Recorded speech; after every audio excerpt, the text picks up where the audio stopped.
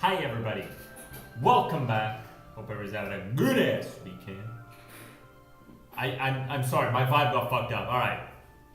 How's it going everybody? We are back. Hope everybody's having a good ass day. Today, I know I am. I'm having a good ass day. I'm having a good day because today we are going to be looking at something that I am quite excited about. We are going to be looking at the new making of video that dropped yesterday about the Gothic remake. This is regarding the localization and all that stuff.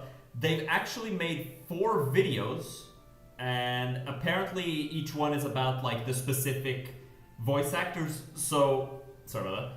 I'm going to leave all 4 videos down below for the people who want to look at the actors for each of the languages, but I'm going to be reacting exclusively to the English version. So I hope you guys are ready because we're jumping right into it. I am quite excited about this. Let me just get everything ready and we'll get right into the news. You know, I really like this mic. I can do the sexy voice. I can just, ooh, hey, how's it going? You should sub. You should drop a sub right now. Yes.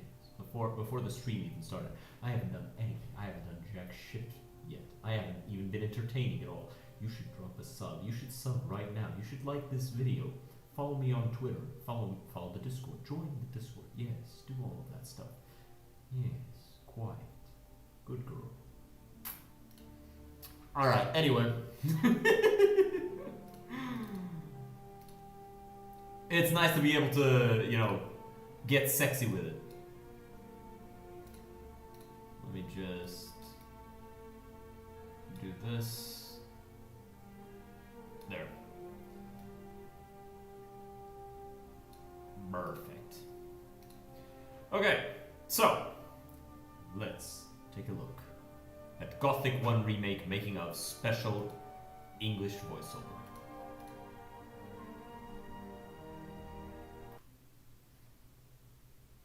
What do I get out of joining you? There we go. That was good. I like that.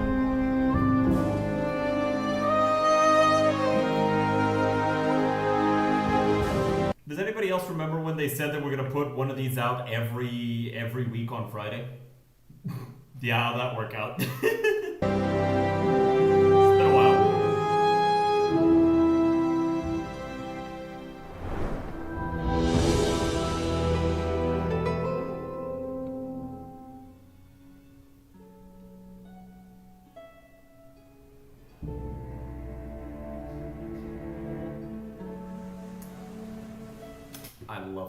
I love the soundtrack.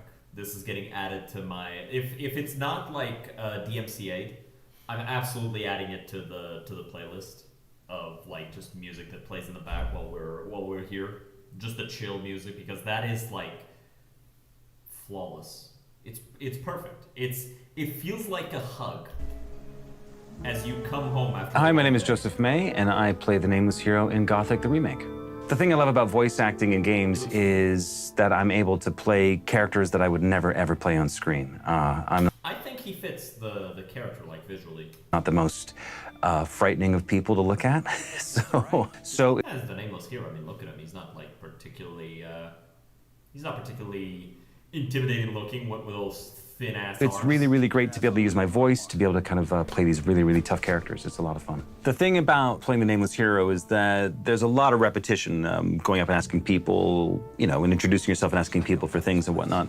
And the way to keep that fresh, I found, was just by really bouncing off the introducing yourself and asking people for things and whatnot. And the way to keep that fresh, I found, was just by really bouncing. Facial animation and lip sync, not editable. I was looking at their face, I was like, the face is a little fucked, right? Like, he's just... And that's a little weird, but you know, if they haven't implemented it yet, then that would make sense, right? Off the directors. Hello, I'm Beth Park, and I was the lead voice director on Gothic, the remake. So if I was going to describe Gothic to somebody who hadn't heard of it before, on Gothic, the remake. I like how ugly everybody looks. right? Because it's the ugliness of somebody who has lived a rough life.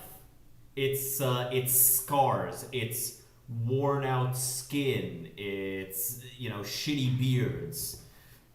It's hair that's long, and so you just tie it behind your head so it's out of the way. But if I was going to describe Gothic to somebody who hadn't heard of it before, I'd say you're in a prison colony. And the prisoners within this colony have been trapped forever, potentially, within this magical barrier. And so the prisoners have split into different camps and factions. That looks nice. This is the place where I believe Corcolom is training the Templars.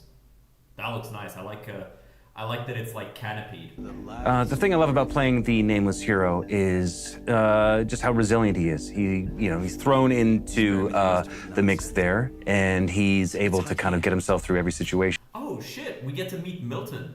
We get to actually have interactions with Milton. That's really nice. That's really nice. And get himself. Like in the original, you know, you talk to Milton a bunch of times, but it's really just he's almost like a quest deliverer. Right? He gives you the quests from the more important people, and eventually you just bypass him entirely, and then things go bad, and he's the one who tells you what's happening, right? You never create a relationship with him, and I like that. You create a relationship with Diego. You have a couple of cool interactions with Gorn. You talk to... I always forget the one that's in the swamp camp. I always forget his name. What the hell's his name? Fuck. What is his name? Let me see here. What is dude's name? Lester. I always forget Lester's name. But you have some cool interactions with Lester when you're getting into the swamp camp. He kind of helps you start in the swamp camp. But again, other than Diego, nobody, and Lester a little, nobody really like helps you for a long time. I think that it's cool. I think it would be better if they make him much more important characters. Situation. A lot of the time, when you're doing an RPG, you'll come like I've played the leads in them before as well, and you'll come across a character and you'll ask them a question, and it's just. Oh, Whistler looks nice. I like the face. You look at that guy's face, and yeah, he's called Whistler. Rather dull and just informative. Whereas this, you're actually having to kind of figure out what they want so you can get what you want. Sounds like a tricky job. What's in it for me? Some point, Diego will ask me what I think of you. Take a guess what my answer's gonna depend on. Yeah, the lovely thing about Gothic is the world continues no matter what the player's doing. Like, the world carries on without them. So when you're walking the streets of the colony, all of these felons have got their own shit that they're doing. Like, the hero of the game is not the hero of their world. He's just another guy. Yeah, one of the things I really like about Gothic 1 and 2, you save the day in Gothic 1. You kill the demon that's keeping everybody imprisoned, and everybody's, you know, allowed to go free. Nobody knows you did this, right? As far as the old camp is concerned, you betrayed them, destroyed their one hope of escaping, and then, you know, the barrier went away. But they hate your fucking guts, especially the water mages. They want your ass dead.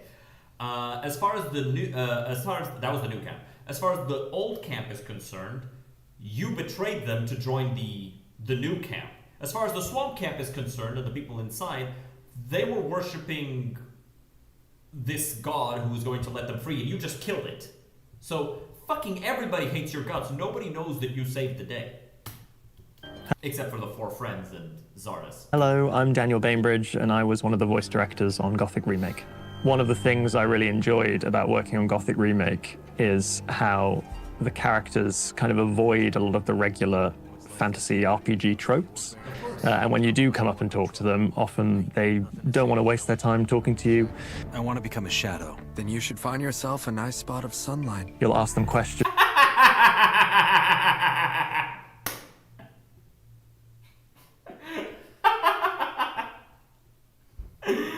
Oh, what a fucking asshole! I want to become a shadow. Then you should find yourself a nice spot of sunlight.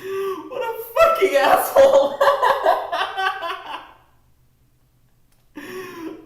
You'll ask them questions and they will just refuse to give you the answer, which is a real novelty when working on games like this. Yep, I'm Harry Myers, and I'm playing Zardas, the Necromancer. He fucking looks like Zardas. That's actually really fucking cool. That is really fucking cool. I'm actually going to, 1 second. I'm just gonna take some notes for after. For after. You know, you gotta do this stuff.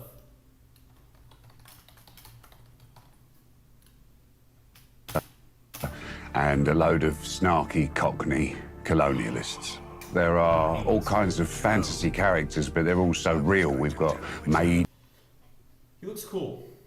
I like that they like made the shoulder. I think they made the shoulders a bit bigger. The shoulders weren't this big before. They were much smaller.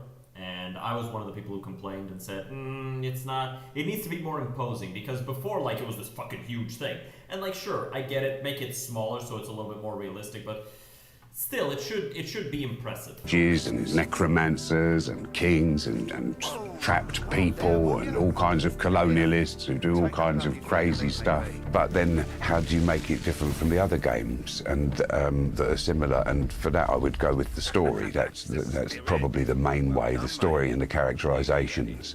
I'm Adam Diggle, and I voice a number of characters in Gothic. To be honest, I think there's a bit of a trend, like, I won't say recently, in the past, like, 10, 15 years or so, for games to get, I think, like, bigger and bigger and bigger. And I've played the odd, like, open world game, but to be honest, I get quite bored with them after a while. I love the concept of being dropped into a game where you literally can't trust anyone. It's a criminal colony.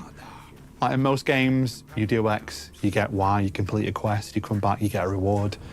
In Gothic, you could do everything right and still get screwed over.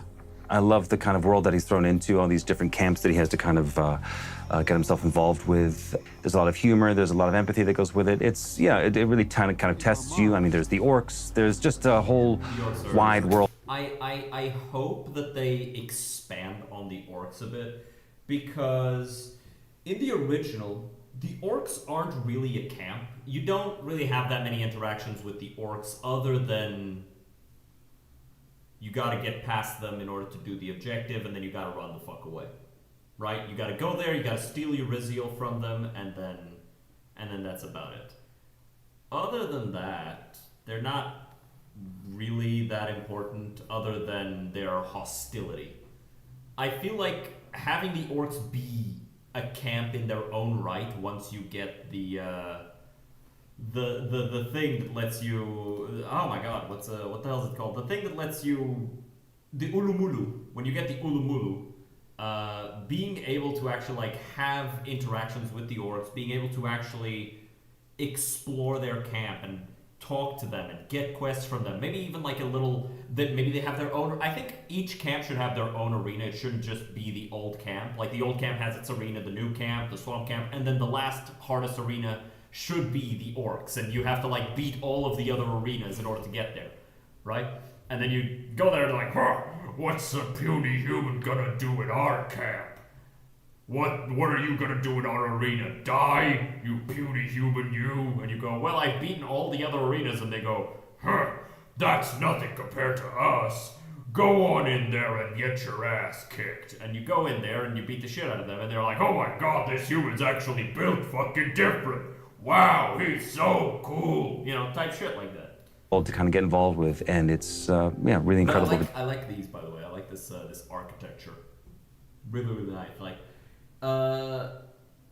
you know, I've seen some of the stuff from, for example, the Halo Classic remake, like the remake of Halo 1 for the PlayStation, where they made all of the things prettier, but they took out like the carvings on the walls and all of these different things that make where you're going through feel culturally significant. And I think that's a very bad thing, because it cheapens the story of the game that you're playing. Whereas this is exactly what I want to see when I'm going through a temple, right? I want to see carvings. I want to see pots. I want to see writing on the wall. I want to see religious symbols. I want to see all of that stuff. Be part of. My name's Andres Williams, and I'm playing Diego. I don't care who you are. You're a green blood, and I'm the guy who takes care of you lot. Let's leave it at that. It's a lot of fun playing a character that's... That sword looks pretty, dude. That's a nice looking sword. I like that a lot. So much cooler than yourself, and I think in Diego, yeah, he's definitely one of those. So he's a friendly character. I think he's probably in that prison world. He's about as friendly as the player's going to meet. But then again, to have lived as long as he has in this prison world, and to have sort of got as far up the hierarchy as he has, I think there has to be an element of danger, a bit of badass about him as well. Hello, my name is Emma Gregory, and I play Valea and Urnaz Krog. Working on the orc. Urnaz Krog. Who the hell is that? Is that a new character? Yeah, that's a new character. Interesting. A female orc shaman. Cool. And we're getting Valea. People like Valea a lot. She's what the fuck is his name? The leader of the old camp's favorite comic. Goodbye. Turkish language for Gothic Remake was a really new and very enjoyable challenge for me. There is an arena!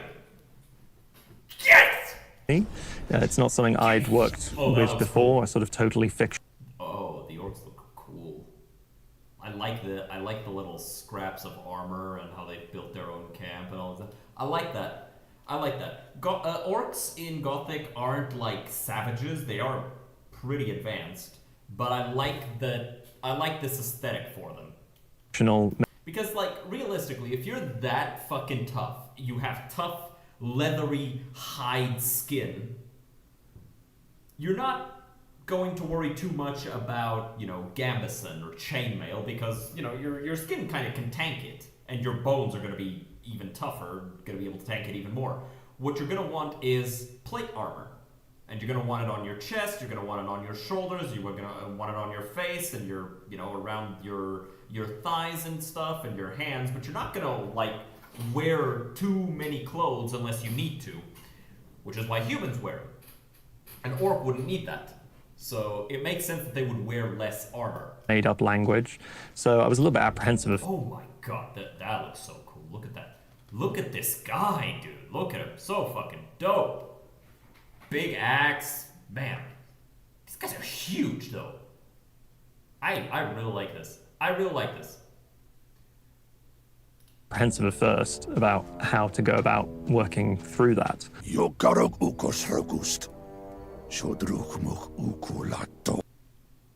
Ooh. Also, I think they showed some pieces of orcs earlier on, and they looked like generic orcs. I like this look for them. I don't know if this was always in the pipeline and the other thing was like a prototype, but I like the way that this looks, right? Yellowish skin, because Gothic orcs had yellowish skin, look almost like a mixture of gorilla and pig with these big ape teeth and the ears. Like, this is the type of orc that I want to see in Gothic. This looks cool. I mean, it was amazing because I've never seen a character just written in its language, so I had a lot of translation. But you start to get to know the patterns of a language, and it's not just sort of gobbledygook, you know. Oh, and we learn it. Oh, also, this armor looks nice. I like the look of this armor. This looks like guard armor. This is properly structured, so you start to understand. I hope we get gauntlets, by the way, because I don't like just having my hands fully exposed the whole time, especially if I'm wearing armor everywhere else. Like, I hope gauntlets are a thing. Understand where the verb might be in the sentence. They might just not be textured yet, and so we're seeing something that's still being developed, right? So they didn't want to put in the gloves yet because they'd look bad. But I hope we get hand protection. Right? Like, if you're gonna be swinging weapons a lot, and if you've chopped wood or, you know, fucking done, you know, cut meat, or even just, you know, sword fought, you realize very quickly that the palms of your hands get worn out very quickly, and so it's good to have gloves. And I hope we get gloves in game.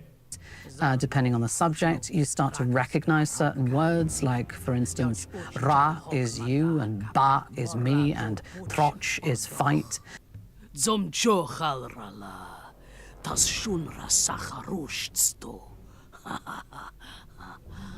Obviously, you're having to Very keep cool.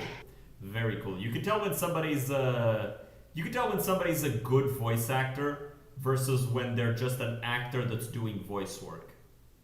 And it's like it's them doing motions instead of just reading off the paper.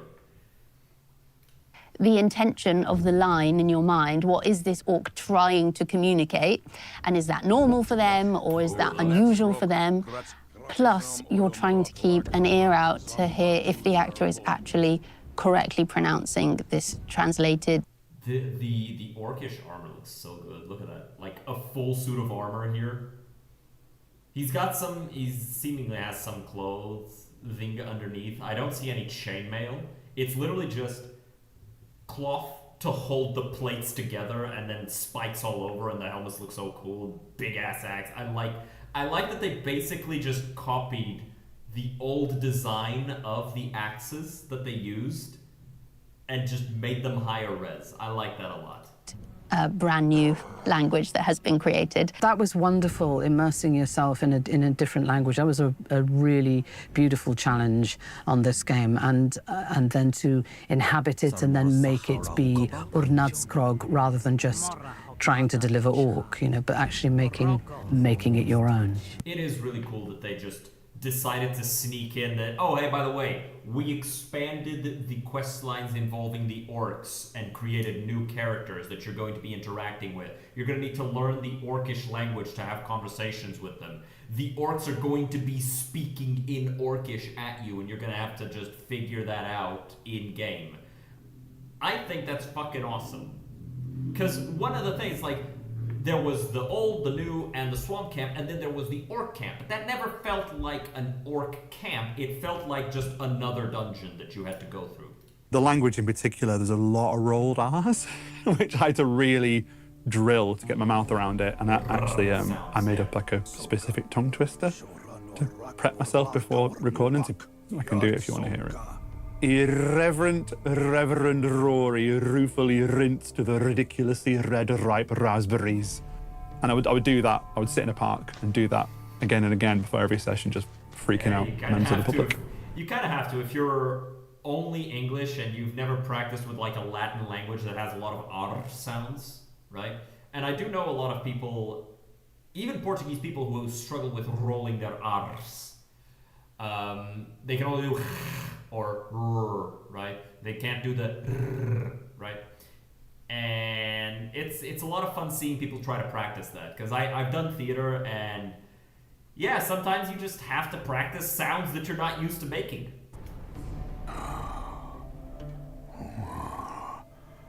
You speak Troll. I like it. Very well. I can help you get into the Order. I really enjoyed playing the two characters of Valea and Urnadskroג because why isn't she in the concubine outfit? Why is she wearing like just regular clothes? Like if I'm Gomez, I remember his name. If I'm Gomez, I'm telling the king, hey, get me some proper clothes for these ladies. You know, like I want these ladies dressed up in such a way that us lowly criminals and crooks can enjoy ourselves just by looking at them, right? And this isn't like me being sexist. This is Gomez being sexist. Because Gomez is a fucking criminal, right? Like, come on. so different. Valea is human, obviously, it seems like they're doing a plan. Maybe I remember that there was supposed to be like an attempt for the girls to escape, and I actually advocated for them making that quest in the Gothic's Discord. Like the Gothic Remake Discord, I actually advocated that a quest like that would be really nice if the ladies were given a little bit more protagonism, not protagonism, but like a little bit more importance in the sense of like, you know, they should give the player quests as well. They're just there as set dressing. I feel like you could expand on that and make them have a few interactions with the nameless hero. I think it'd be real cool. And I experimented with quite a few sort of accents with her, and Beth Park, the director, and I fell on Northern being quite a good one for her, because it kind of allowed her to really relish that feistiness in her personality to survive this incredibly brutal place. I think because there are three major countries in the continent, right? You've got the continent of Mirtana, by the way. You've got Midland, which is, you know, the kingdom of Mertana, basically. Then above you have Nordmar, which is the birthplace of humans, which is like this frozen continent where Enos, the good god of the setting, gave humans fire and steel. And then there's the bottom continent, which... Oh man, what's the... Oh my god.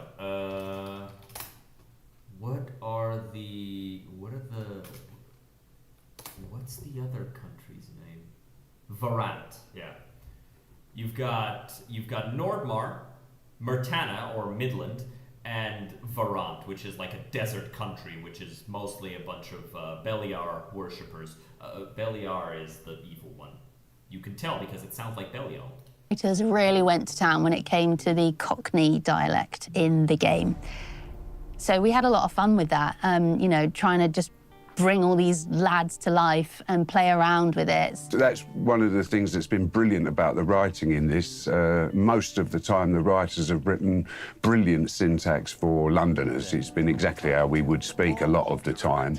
And then on the odd occasions when it hasn't been exactly how we speak, they've allowed us to modify the dialogue slightly and say it in our own way. One of the things that I found a lot of fun doing the game is that you come across these characters who are total jerks, and you have these interactions. Go figure, they're criminals. Actions with them, and you're trying to get something from them and trying to get them to help you, and there's no way they will. They're just going to be as difficult as possible, and you walk away going, man, that guy was a total jerk. And it's interesting to see how they cope with being trapped wherever they are, whatever they're doing, how they pass the time. And I think it's going to be... Oh, that looks cool. He's making leather. Very dark in places, a fun dark, you know, grim dark, but dark, magical and mystical, and yeah, lots of kind of intrigue and mystery and little holes to poke around in. I think the difference between Gothic and perhaps other games is that it's really dynamic and immersive. The world is utterly brought to life with the most beautiful cinematic graphic and That was Gomez's throne room. I was looking at it. It looks really nice. I believe this is Raven yelling at the guards.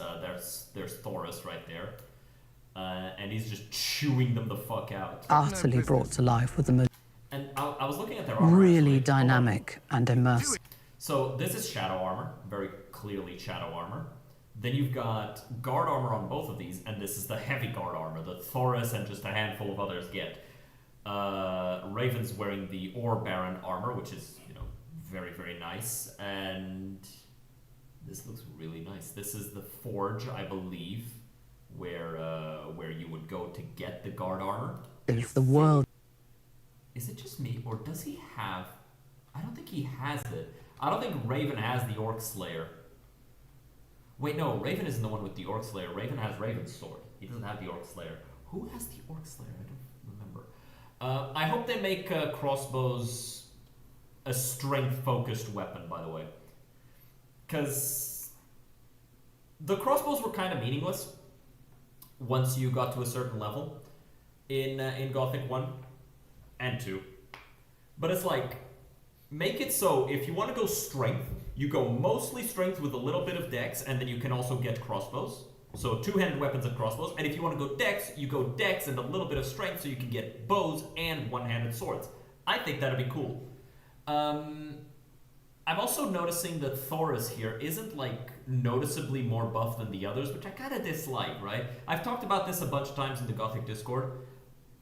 I feel like they should make the musculature of the characters into like a slider, sort of like Fable and San Andreas, where the more strength you have, because strength in the game goes from all the stats go from 10 to 100. I think that the more strength you have, the bulkier your character should be. I even think that the scale should go beyond 100 up to 200, because you can increase it beyond 100. And I think if you get like super high beyond 100, you should look like a freak of nature. Like Biscuit Oliva from fucking Baki type shit, right? The world is utterly brought to life with the most beautiful... Look at that. His throne has like ore in it just to show off. Very nice. I think that's Scar there, and I don't remember who this guy is. I think it's Scar that has the Orc Slayer. Yeah, Scar is the one with the Orc Slayer, which is easily one of the coolest looking swords in Gothic 1 and 2, and then they nerfed it into the ground in Gothic 3, and it looks like shit. Cinematic graphic, and there's Oh my god, look at that. That looks so nice. lots going on all the time. Every character, every detail. That's Sartorus. This looks really nice. The center of the Water Mage library where they've been preparing the ore bomb that they're going to use to bust open the barrier. That looks cool. Detail is immense because it all has its own life. The great thing about working on this game, Gothic the Remake, was the directors and with the help we had from the guys making the game would give you a lot of context. And oh, that's important. Frequently when you're... I mean, like, for those of you who don't know, Patrick Stewart, Sir Patrick Stewart, because he is a knight, played the Emperor in Oblivion. One of the things that he said is that, Titus Mead, I believe is his name. One of the things he said is that he was given like 20 pages of backstory to read about Emperor Titus Mead. He has like 3 voice lines in the entire game. He said that that was the best work that he's ever done because he was given so much context so that he could actually do the character justice. There's a level of confidence and gravitas to the Emperor, but also a melancholy and an acceptance of fate that you can only really grasp if you are given a proper backstory. When you're doing voice acting, you have to know so much about the character to add the proper level of work to the voice of the character, and it's so fucking important. Making video games, you don't have a lot of context to work off of. You're just kind of going in, you're given lines, and you kind of ask some vague questions and are given vague answers. With this, you could be really specific as to what you were talking about, who you're talking to, what the situation was, and it would really kind of elevate the game, and I think probably elevates the performances for all of us. Often we go into a game and it's called some false name like Project Penguin, and I'm playing a character called Dave, and I don't know very much about it. They do tell us some character backstory, anything that's relevant. So for me, Yeah, honestly, if I'm doing voice work and I'm doing Dave for hello, Paul Bushel, welcome to the stream. But if I'm doing voice acting and it's called Project Penguin and the dude's name is Dave, and I know damn near nothing about the character other than the scene, I'm not gonna be able to do a good job. It's so simple. It's so simple, and I feel like more devs should be aware that that's the case. You cannot expect somebody who knows nothing about what they're doing to be able to do a good job. Acting in video games is all about imagination. I think a lot of people want to get into acting in video games and think, oh, I can do, voices, I can put on silly voices, I could probably be in video games. But for me, it's not really so much about transforming your voice. It's more, when it comes to me directing actors, it's more about painting a picture of the world and creating an atmosphere between them and the other characters in that world, and the voice will follow. But as that's a nice looking dress. That is a pretty looking dress. we got into this game, they showed us the scenes that they'd made already and they just shot you into the barrier. That's so cool. Of the characters, and really allowed us to get into their world very early on. And it's so helpful when games do that, because you really do understand the world that your character inhabits. Yeah, and you can do a better job. Yeah, totally. I think the conversations, the script, the way it's written just feels really grounded and a bit dangerous at times as well. So you don't... Not the right mic is being recorded? What? What do you mean?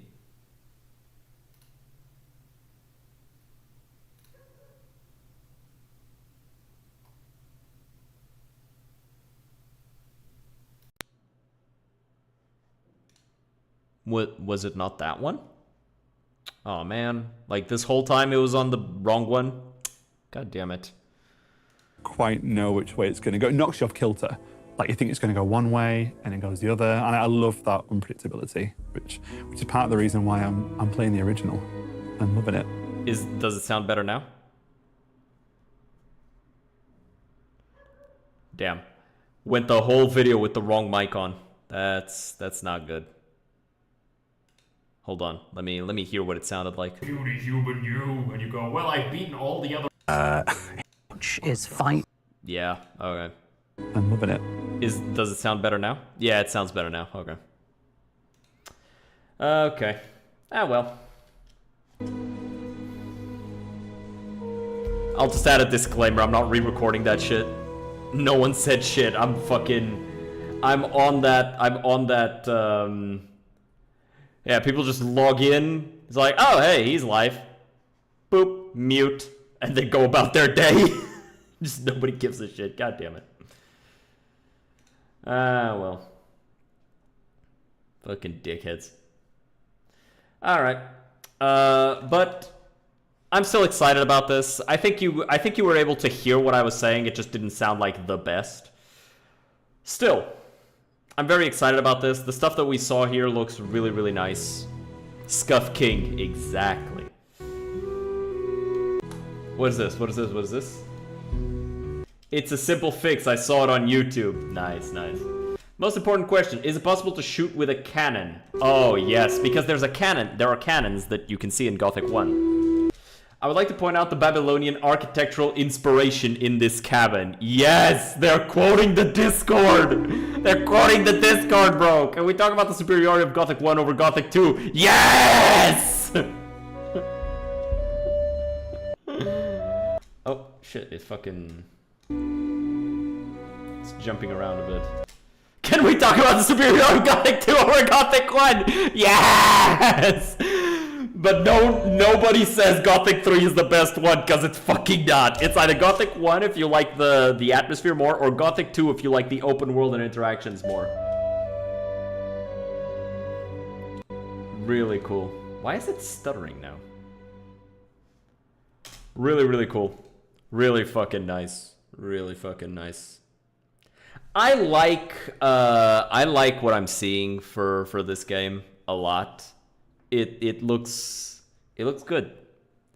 Looks really fucking good, and I'm really excited. Really fucking excited to play this. I can't wait. I can't wait for it to come out, because I'm gonna play the shit out of it. Obviously, right? Go figure. Go figure. Guy who's excited about video game is going to play video game as soon as he can. But, with all that being said, I'm sorry about the scuff. I tried to be sexy at the start. I'm guessing that didn't really go well because of the scuff. But, I hope you still enjoyed. I hope that will still make you want to subscribe to the channel. And with all that being said, let me know what you're most excited about in the Gothic remake. Let me know if you have played Gothic 1, 2, or 3. And I'll see you all next time. Have a good one. Cheers. Alrighty, let's switch to Void War and let's play some Void War.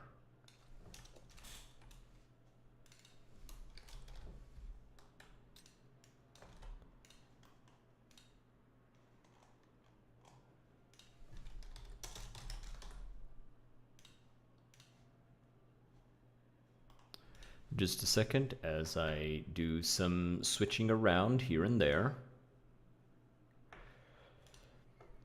By the way, I do notice one thing. Since I started streaming in portrait mode, we get a lot of people who just drop by, say hi, give a like, and then just move on. And it's surprising. I did not know that so many people just watch streams on portrait mode. So that's actually quite interesting. So I have it open on my phone. That's why I look over to the phone anytime something happens there. And then I have the landscape stuff on the computer.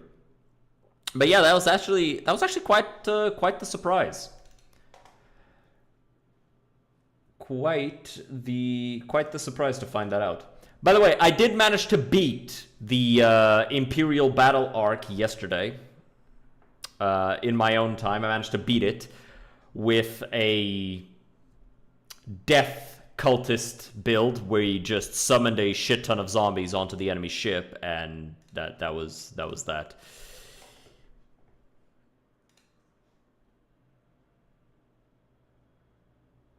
Wait, my microphone is unmuted but has no signal. I mean it's picking up the sound. Yeah, it's absolutely catching the sound. Tell me to dress up. Fuck you. Fuck you, Streamlabs. You don't think I'm dressed up enough? Pussy. I'm much more concerned about the fact that the Twitch dashboard, yes, is saying that I've got low bit rate. I'll probably have to figure that out. I'll figure that out after stream. Let's jump in. Harris right now is the strongest one, by far. She's got about as much strength and about as much toughness in combat as like the mutant, except she's also a psyker and can wear armor, so she's just fucking insanely strong. I'm not naming my character trannies. That's a fucking slur. I'm not doing that. But we unlocked the assault cruiser, the Godless Carnage. That's fucking sick. Greater Warseers, 2 of them. We've got a Fusillade, a Husk. We don't have any means of getting on the enemy ship. So bringing somebody who can't do anything on the enemy ship, who can't do anything unless they get on the enemy ship, probably not the best of ideas. So we're gonna get her, because she can mind control enemies with her hypnosis, which is just a stronger version of the mind control. It's faster, it has a longer cooldown, and it just like immediately hits. So that's gonna be the strat. And we've got 2 Warseers with Soul Spear, so that's gonna hit. And let's go. Enemy cruiser stronger, scrap income reduced, stacks with all previous difficulty. By the way, I am a strong believer you should not be reducing my resources. Make the enemy stronger, don't fucking take away my shit. That's it, that's my belief.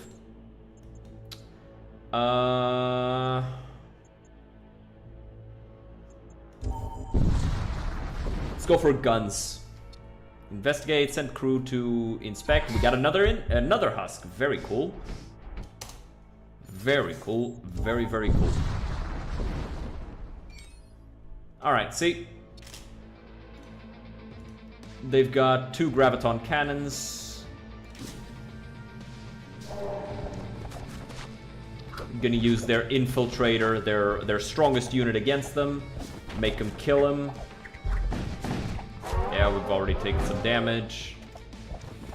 I don't know why, but seeing that map makes me want to play Darkest Dungeon. I can understand that. Wait, I should actually switch to this. Hold on. There you go. That way the YouTube Shorts people watching on portrait mode can also see the enemy ship.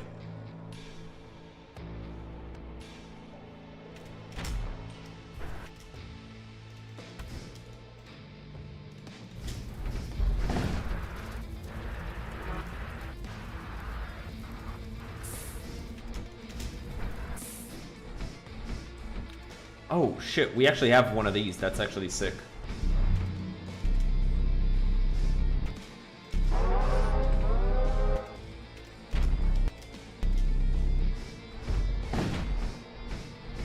Okay.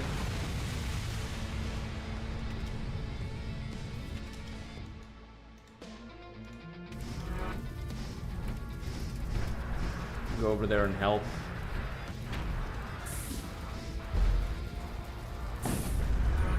Okay, put that out. Everybody go back to your positions and let's get out of this fucking extreme heat location. They just got a bunch of scribes and a mortician. So, yeah, that mortician's gonna be dangerous. But so are those thunder cannons. We need to destroy them before they're able to hit us. No, you don't.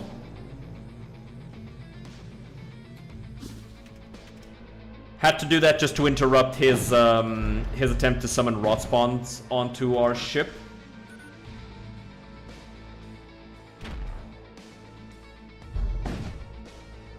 We're gonna need to do it like this, just keep hammering their guns as much as we can. Actually should have timed that a little better. Ooh, not good. We missed.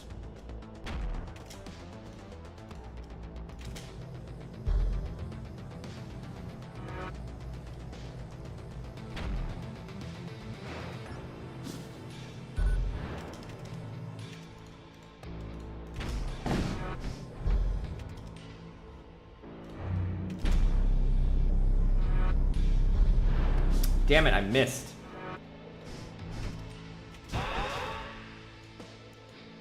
Kill these rot spawn. Accept their surrender, actually. We'll take that. We're probably not getting more than 28 from killing them, so I'd rather not take the damage. Did you hear? Some rebels tried to deorbit one of those colony abs. Fucking why would they do that? Siege beam is nice. This is also nice. Machine slaves.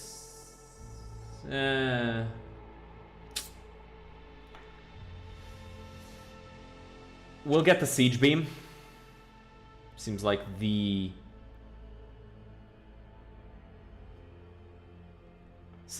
one to use.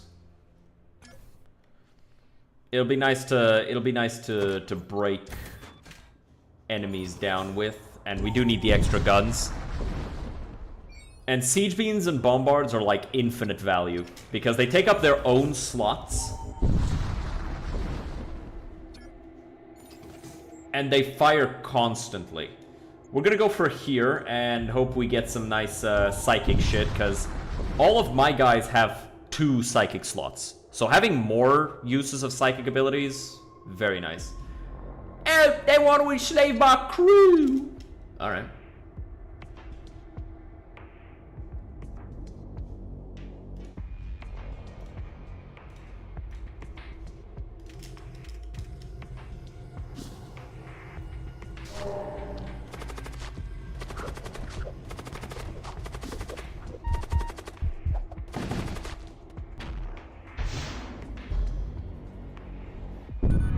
Fuckers.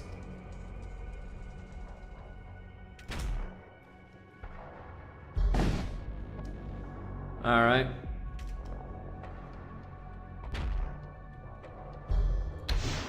I'm pretty sure we have their guns dealt with. It's just their missiles now that are gonna fuck us up. We got him though. Very nice.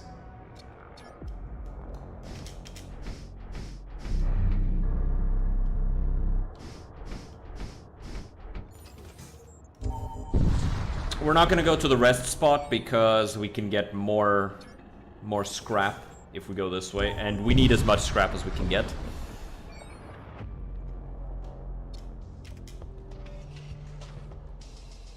They only have these guns.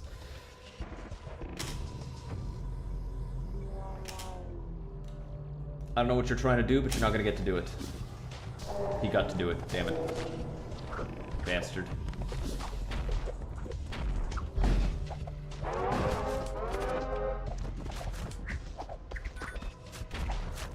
Fucker's getting me with the extreme heat.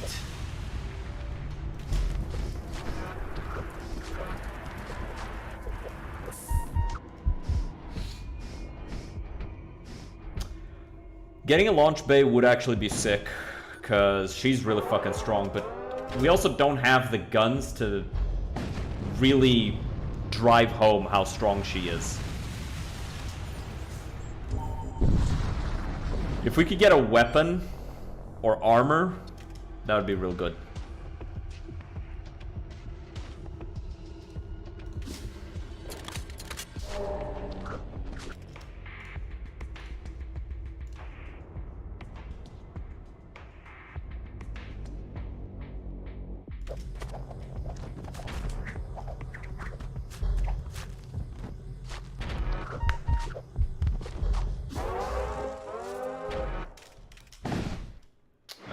nice.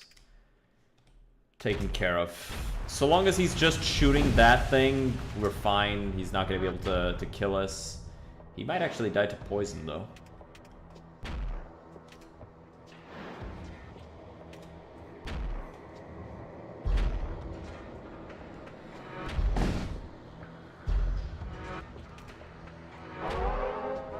I need to get more guns. I would like to get cheap guns, though.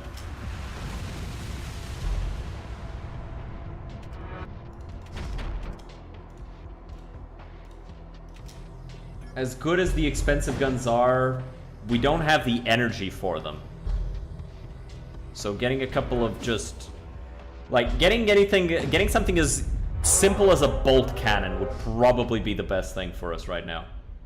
I will take that tactical armor.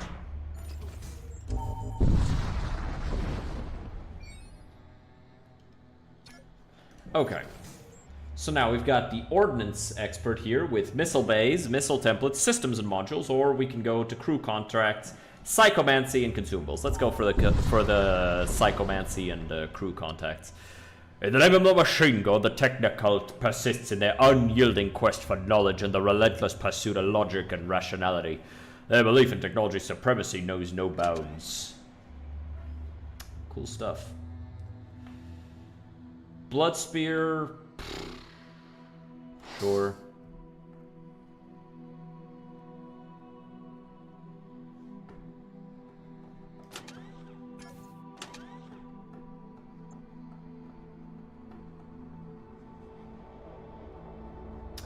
I kind of wanted to get this one, but the blood spear is going to be much nicer to have, like, in general, than the ability to get on enemy ships. Though the ability to get on enemy ships is very nice. We can get it any other way, right? There are other ways to get that exact same thing.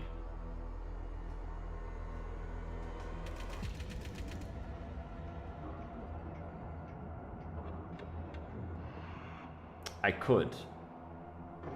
I'd be stupid to. But I'm gonna. Okay. Alright. So early on, this will probably be enough for us to take on most enemies.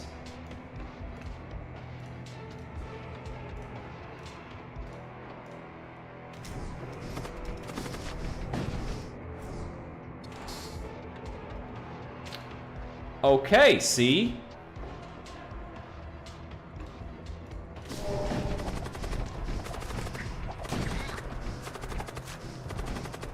Very cool stuff. If we can damage their shields, we might actually... No, we're not going to be able to, because if any of these guys die, see, we take damage, because they explode.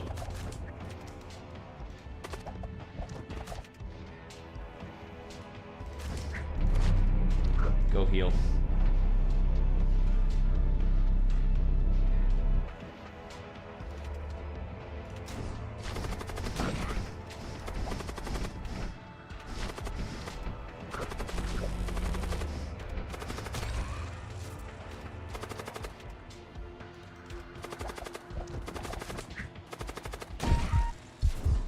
Okay, we damaged that shit.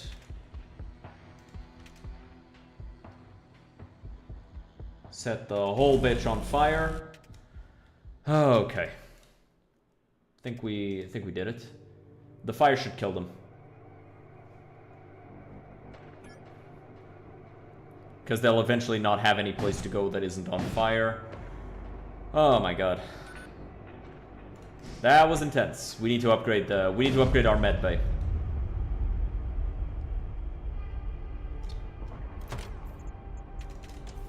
Not enough. Ooh.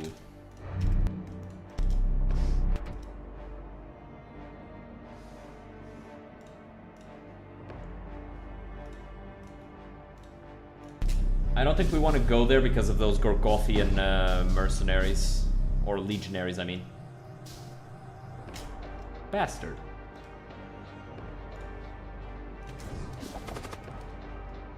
Oh, but we can actually use the Gorgothian legionaries ourselves.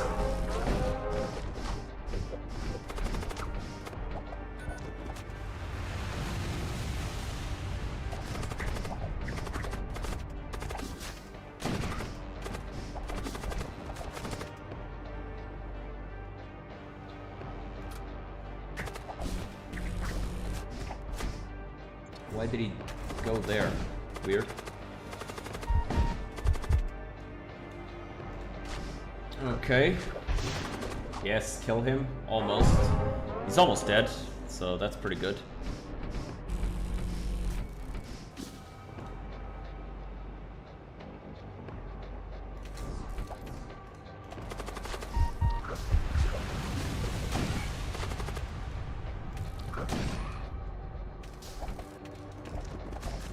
Go finish him off.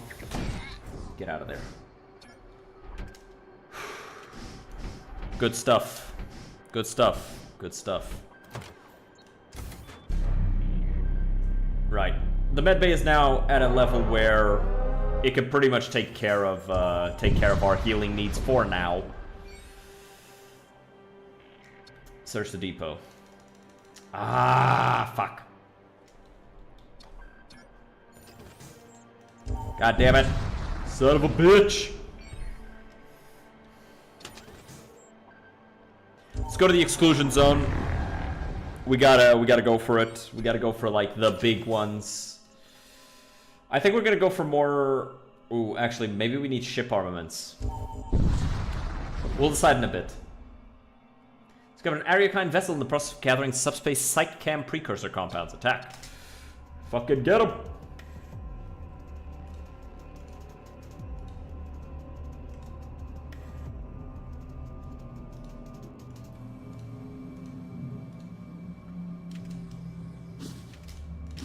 Okay, he's idling there, so we're gonna take control over him.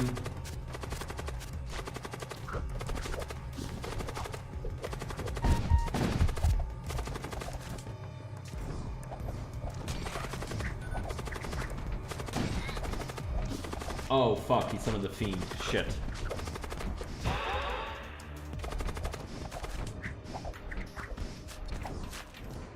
We gotta kill this thing, don't let it destroy our shit.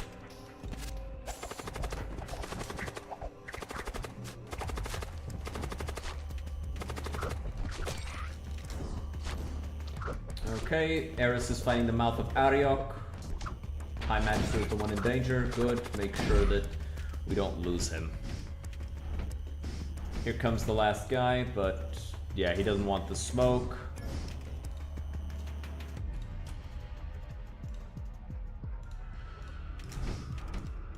Heal up. And then we'll hit them with the heat beam too.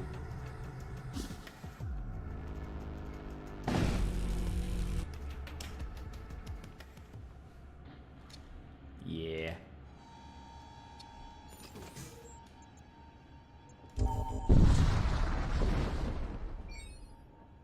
I would have thought I'd be able to do something with it because I have this blood cultist psyker. Yeah, let's attack the Imperials.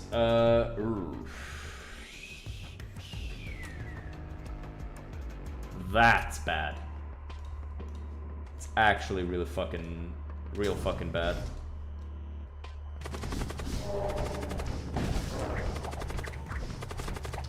Very nice. Make him take control of the sorcerer, so they kill him, and then we can fight these guys.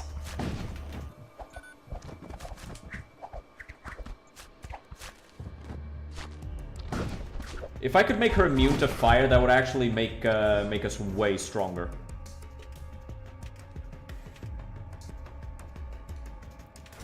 Psych! He thought he was safe. He wasn't. Okay, so we've fully manned all parts of our ship. Nice. Now, do we go for weapons, ship armaments, missile templates, and modules, or psychomancy? Psychomancy. Because if we can get another of these for her, that'd be really fucking good. Yep. Ow. That was worth it. Wow. Another I've never seen this one. Technological relative of radium weaponry. The neural beam is ostensibly outlawed by the Empire. Nevertheless, it is seen in operation among Imperial cadres. That's actually kind of interesting. How much the Empire in this setting is against certain things, but yeah, yeah. Fuck you, I'm using it.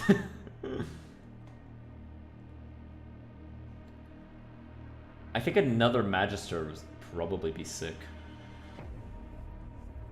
Yeah, fuck it. Magister 2.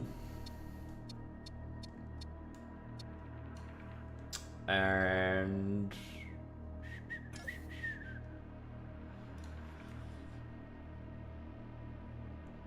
yeah, we'll keep him here. And it's like switching them in and out so that we can use them.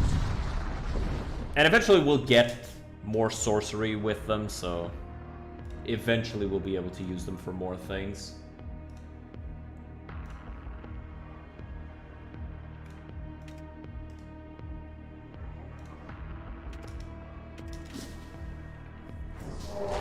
What the fuck?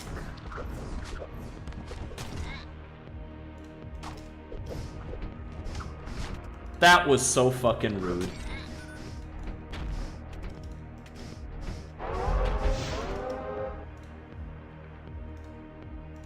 Does this damage the enemy ship? It does not. We don't actually. I don't actually think we should fight these guys, but... God damn it.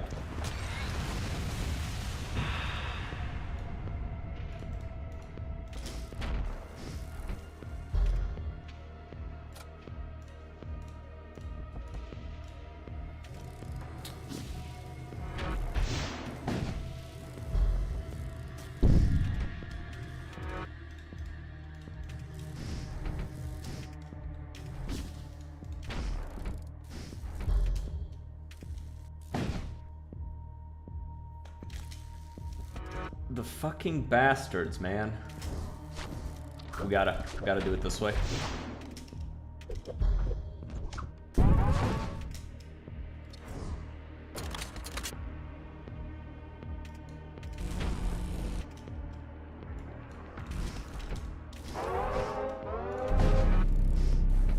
Need to upgrade our shields. We're taking a lot of damage here.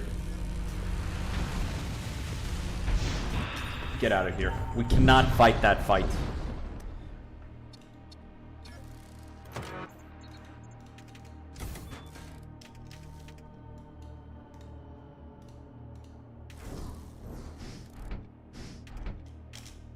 What the fuck was that? Go where I'm telling you to go. Who the fuck do you think you are disobeying me?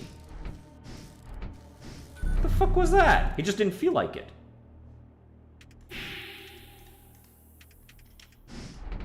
He just didn't fucking feel like it. Do what I say. What are you doing? Go. Like, direct disobedience. What the fuck is this?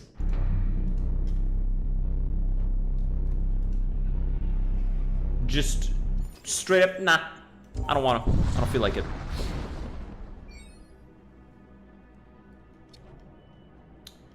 Nah. We're taking them on.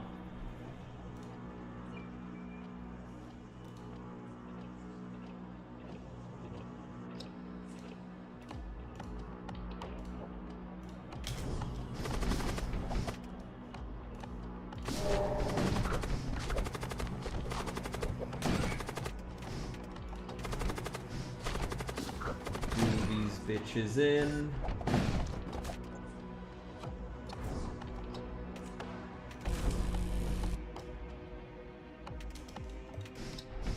You go heal, you go back in.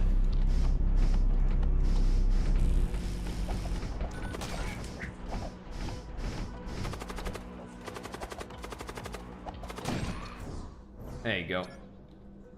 I wonder about these ones, right? Because they have, they use like clones, and they're not accessible by any other means, and they're the only unit of their kind and faction.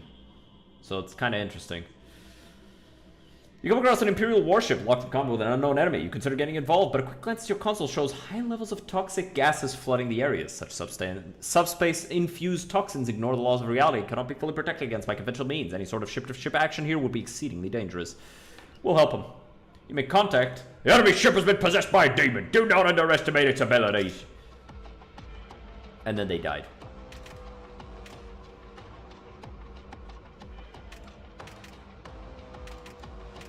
We actually don't have anything to damage them reliably, so this is what we're doing.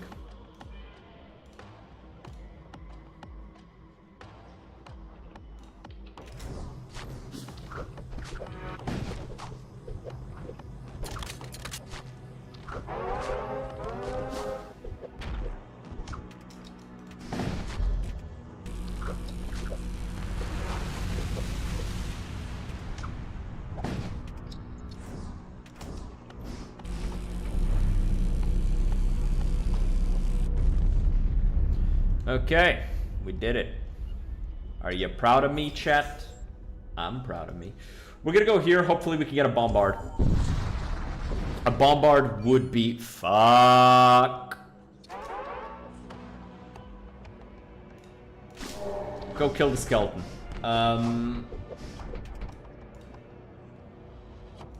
Dropping in here.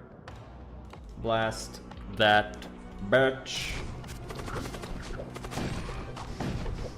I'm actually gonna switch these guys because this guy is just always going to be there. He's not gonna be distracted with other bullshit.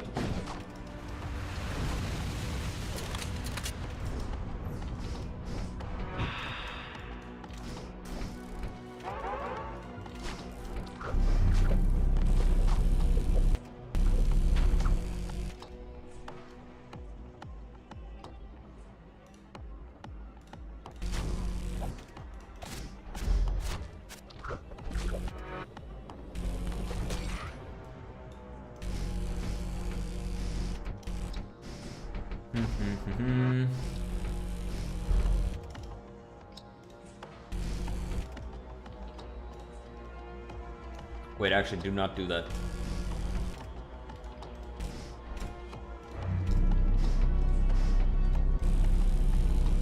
This way we can heal all three of them. Finish this fight.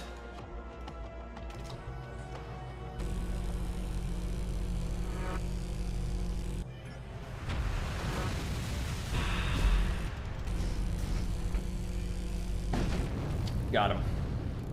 Very cool.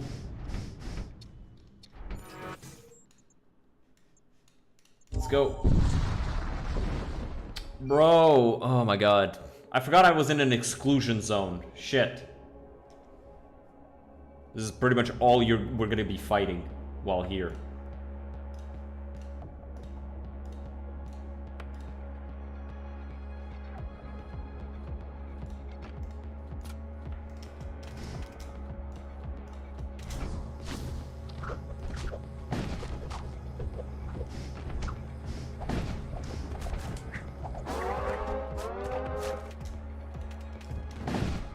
We're out of munitions.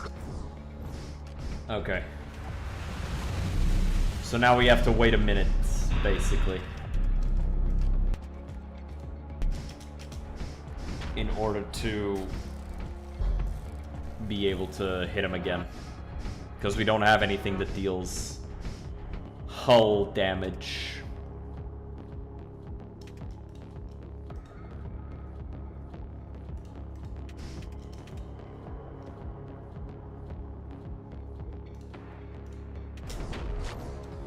Or we can just go here and damage this.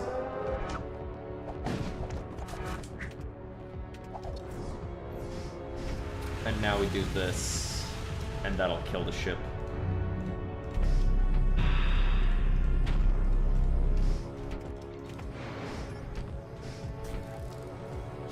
Okay, we did it. Coolio.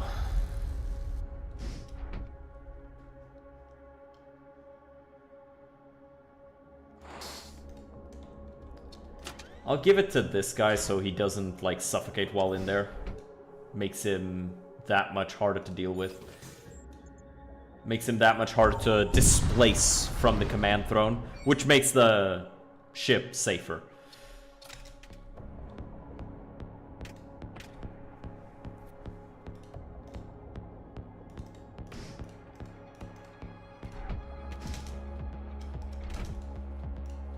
There.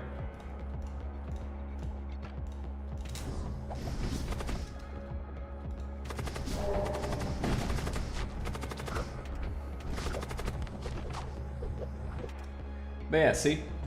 SDF soldier. They're the only ones. I don't even know what SDF stands for. Void war, void war, void war! Hell yeah. Fucking love this guy.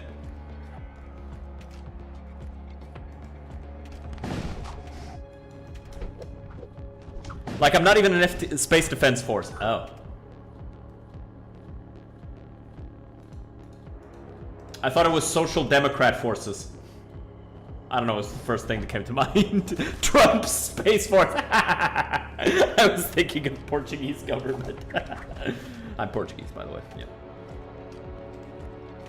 So if you're Spanish, I'm sorry about all the times we beat your ass. I don't know if you're Spanish. That's just something I open with sometimes.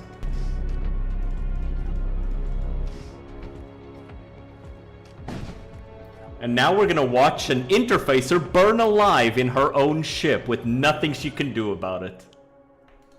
I may be evil. There's a little bit of evil in me. Every time, like, I set an enemy ship on fire and just watch them struggle to put it out as they die. It's like, yes! Yes! It's especially funny when they just hide in a room as the ship burns around. Love to burn the 25 HP people he has. It's so much fun.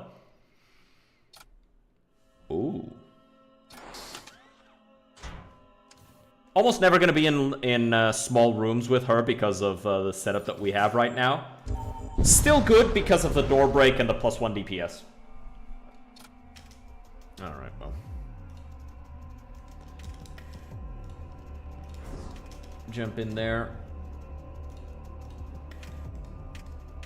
Switch all power to defensive, to the defensives.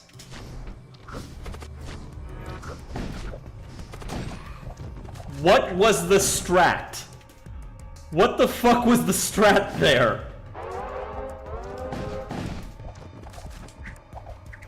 Genuinely, what was the plan? Just teleport to the other side of the ship and then immediately run back in?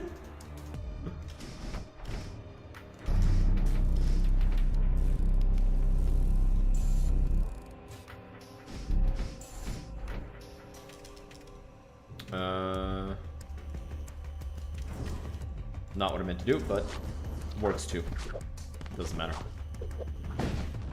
1, 2, get out.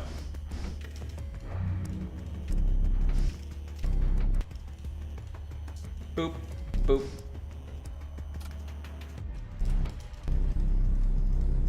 I'm gonna get an anomalous surge. Who am I sending to deal with it?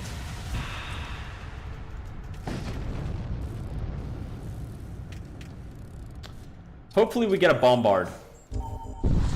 That's the thing that I want right now. I want a bombard. Have you witnessed the machine priests during excavation? They show no concern for what lies before their relentless diggers. They bore through obstacles without hesitation. Fucking why are they digging them?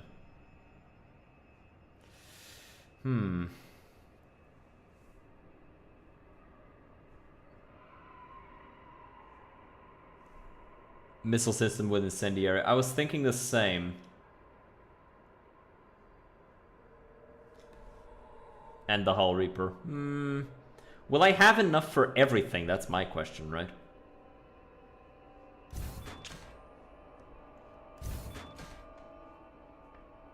Because right now this is what I have. And I don't know if I'll have enough power for literally everything that I'll want.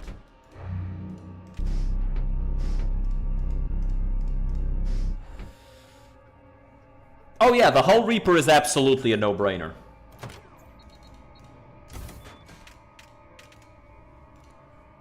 It is for certain a no-brainer. But right now we only have lasers. The Gladius missile is going to be useful to cut through some shields. I wish this did a little bit more though. I don't want to get this. We'll stick with the Gladius for now. Still fast enough. Let's go. Let's go! Investigate the wrecks. You embark onto the boarding craft and prepare to launch when you are interrupted by the sudden blaring of warning klaxons.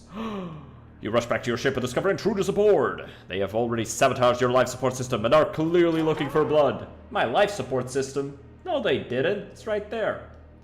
Alright, anyway, you.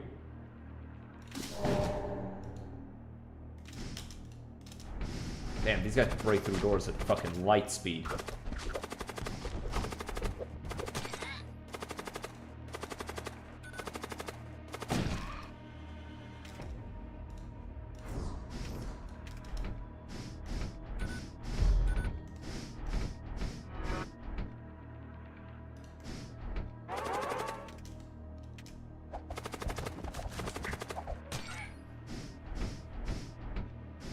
The Heiress is so fucking overpowered.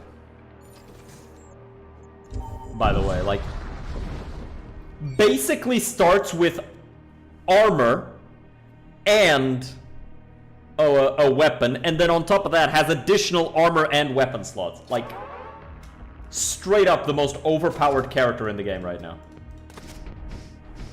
There is no reason to pick any other character. Okay. Yep, only need to hit that once. Don't even need to worry about hitting that. We're just gonna blast and blast. Then you run past, you go fix. Actually, no, you stay right there. Go damage their engines. You can walk the enemy to empty room. Demon always chase crew. Yeah, the 20-second mind control is insane.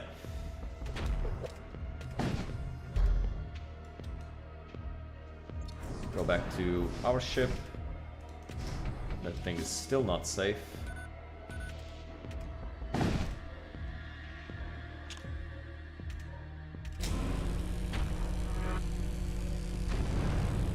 Very cool. We need munitions, actually. We should have bought munitions. Thank you, game, for the one munition. And yeah, I know you can. It's just I forgot. Alright, we're gonna get a demon ship here. Because this is an exclusion zone. It's not themed around anybody. Yeah, it's a cultist, it's cultist, so we're gonna get... I think it's the necrophage, or whatever the fuck it's called. The Imperial Battle Arc should have been a final boss, by the way. Like, that shit was so fucking strong. I managed to beat it yesterday, but... Oh, do we want ship armaments or equipment?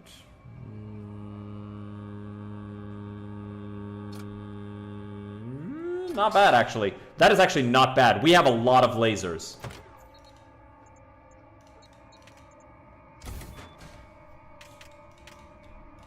Like, absolutely, we're going for the auto disruptor every fucking time.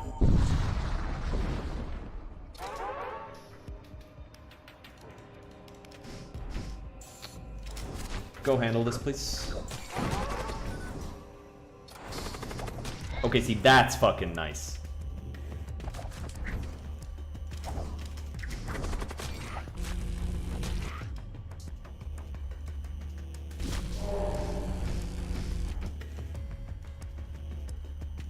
I'm gonna need to set this on R because I'm used to having it on R. For really damage their shields. As you can see, I'm not very funny. Stop running away from me, you bitch!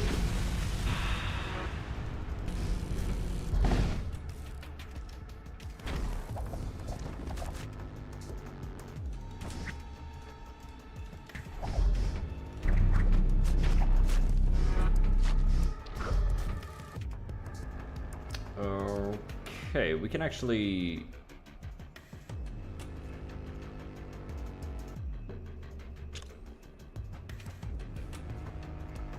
We could just blast it like this.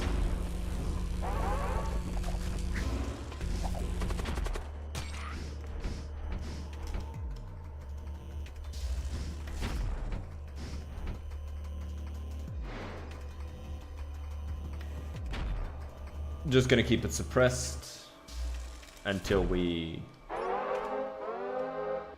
can shoot it with some soul spears. And that's that. Very cool.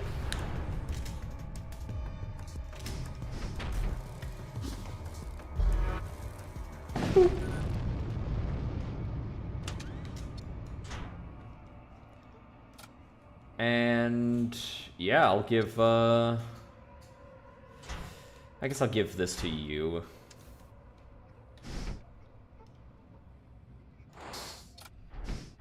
Okay. Yeah, I'll take that shit, you know? Take the fuck out of that. Okay. We're probably not going to be able to use it though, but it's for selling. Reducing the cooldown on this would be nice. Increasing damage and beam length on this would be nice. I don't really care about upgrading that. The sell value. Oh, absolutely.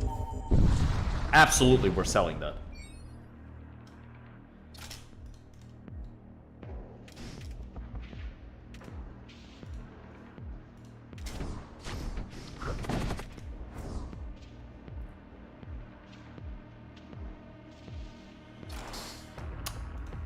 We're gonna be penetrating some things.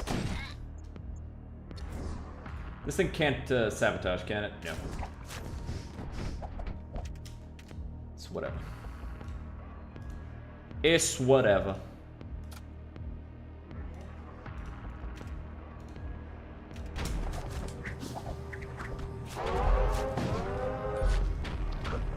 Might actually go with just the Macro Devastator and the Penetrator. I think that's a build. Like, I genuinely think that's a fucking build. Because this shit hits.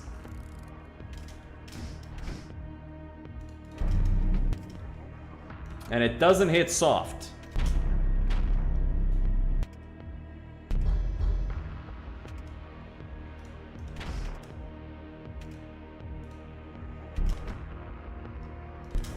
Teleport here. Switch. Alright.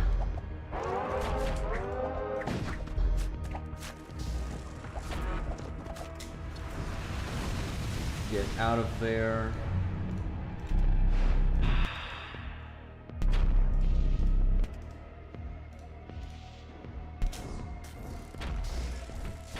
Fix that up. Get out. Blast this.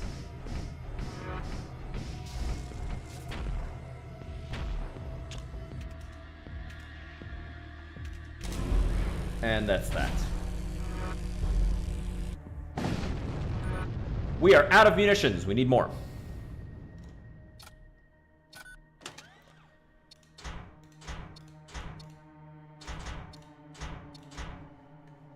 Getting a second penetrator would probably be the best fucking thing in the world for us.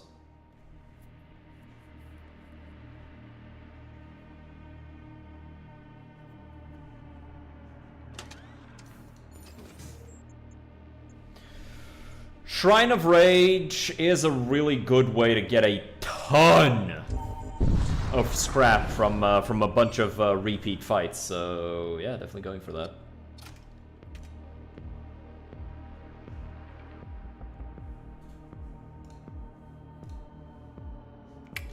We're gonna save our mind control for the final battle where we face a Death Knight. Not a Death Knight, a Chaos Knight.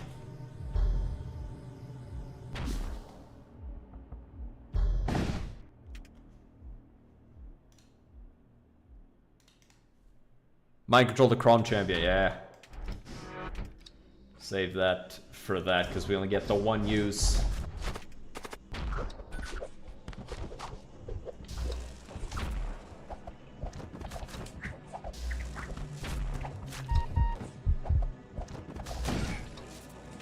switch.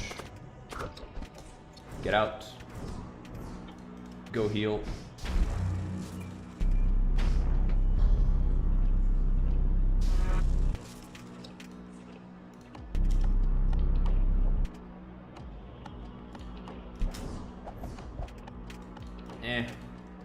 We can stick with this. Fight's gonna be finished soon. Alright. Pledge, join the fight. Okay. I don't think we even need to step foot on this ship.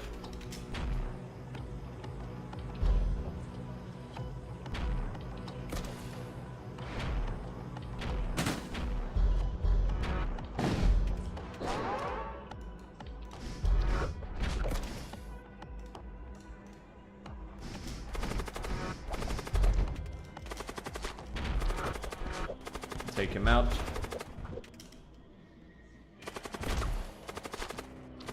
The guy's completely surrounded. He's dead.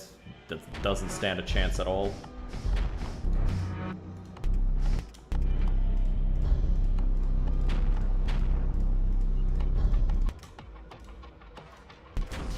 Get in here.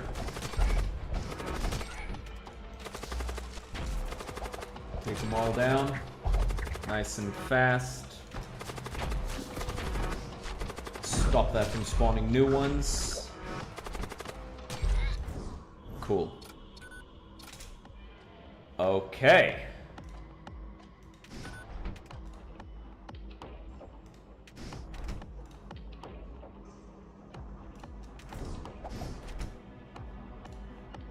Mind control him.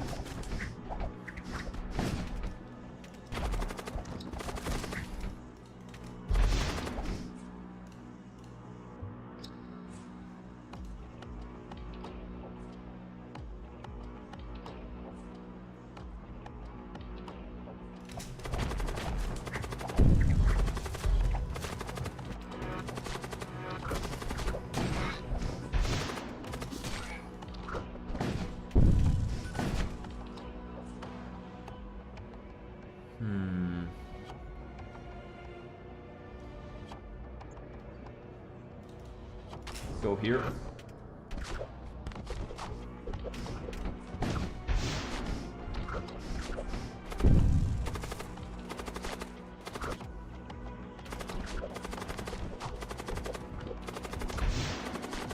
Yeah, we got him.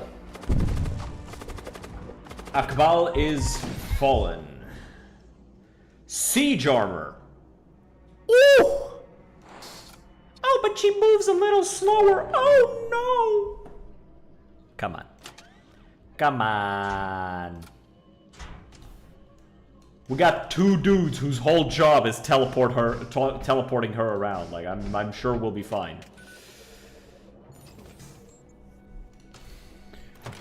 How much would this be? Oh, we actually can't even do... Bro, the macro devastator is so fucked. Like, nobody... I can't use it. It literally cannot be used.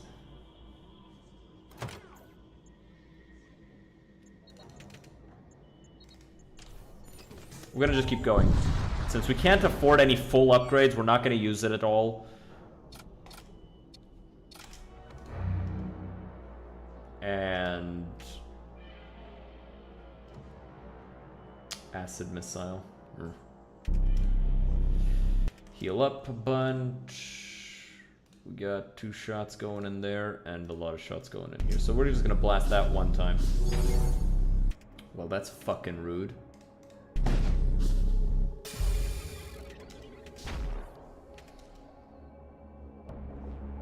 That's all you have?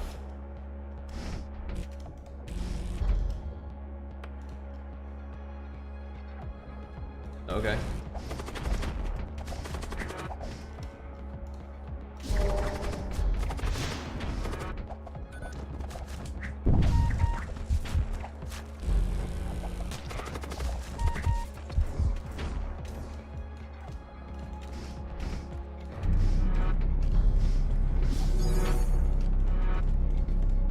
Keep it up. Round 2. Round 2 for the finish.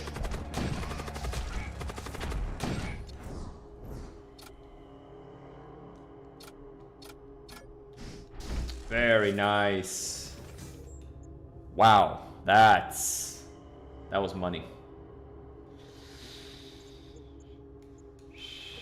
Okay, so if we go this way, we can then go here, or we can go for here. The major threat is a good thing, so we're gonna go the way that allows us to eventually maybe get to it.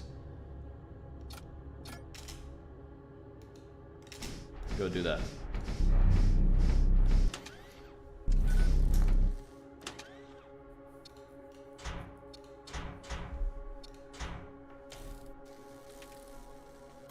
It's not even a possibility that we're ever gonna use this, so.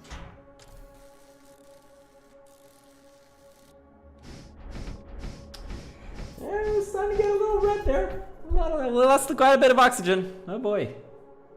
Would have been not great. Would have been not great, I think. I think it would have been not great. If we just started fucking suffocating to death in our own ship. I feel like this should be a subsystem, by the way. Because otherwise, nobody ever upgrades this. Like, switch life support and auto surgeon. Because otherwise, the auto surgeon is an auto include. And it's like one of the most valuable things you can ever get. And this is just a thing, right? That you never upgrade.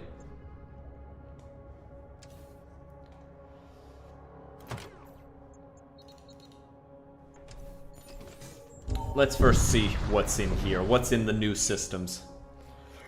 Bombard, bombard, bombard. I've heard stories the war cults force labor camps on enslaved planets. It's a horrifying display of power at the cost of countless lives. Bombard, bombard, bombard.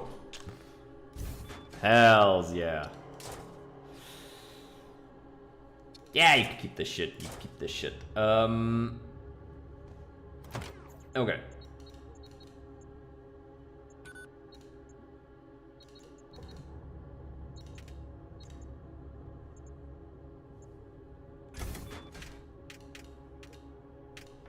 Okie dokie. We just had a massive power spike right there. Massive power spike. Gargantuan. Like that chick from DC, Gargantua. That's her actual name. Her power is to get big. She had that name, I believe, before she developed the ability to get big. Which is arguably the funniest fucking thing ever. It's like, yeah, she's just called Gargantua. Why? Born that way. That was just the name that her parents gave her.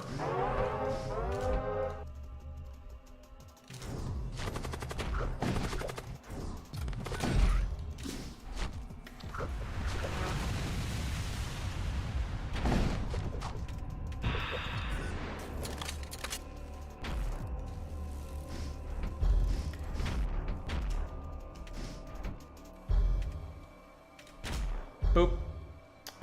God, I fucking love the penetrator. Getting multiple of these would be the best.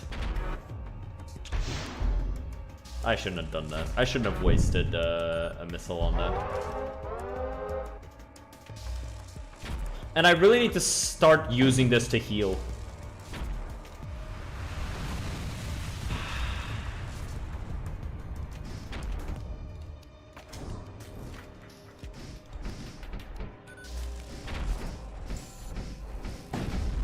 Also, if I could get her a teleporter, that'd be sick. Like, get her the ability to teleport, that'd be awesome. Like, I would generally stop giving a shit about movement.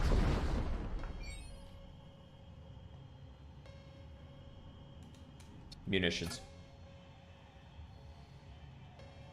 Absolutely, I want munitions.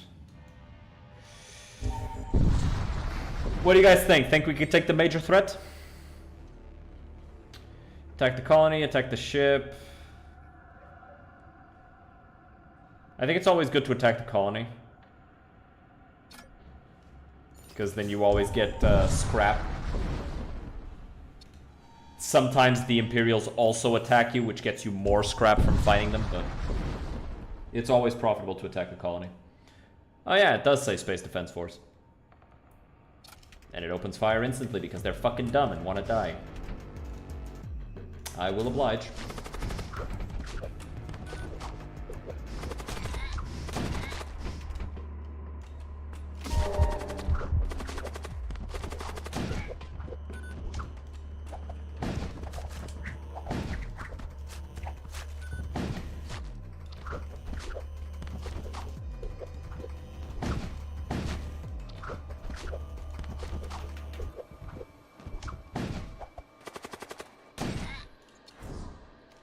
Dead. Ion carbine. Sure. Ooh. I'll give you this. So you can ionize enemy systems. Okay.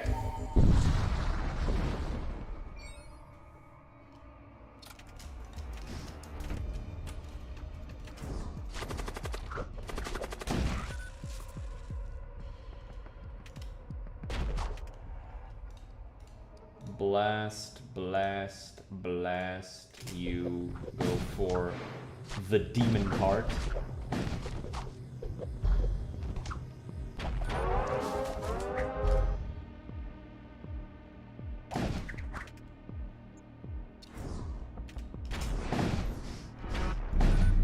Go ahead and heal.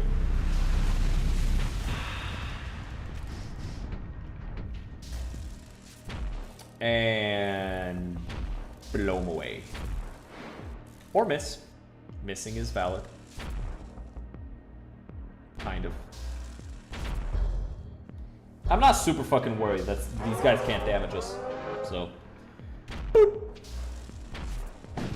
Yeah.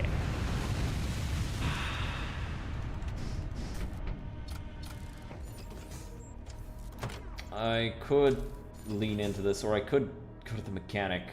Modules would be real nice. But also major threat. Ah, major threat, fuck it. Because the major threat gives you 3 things at the end of it, so...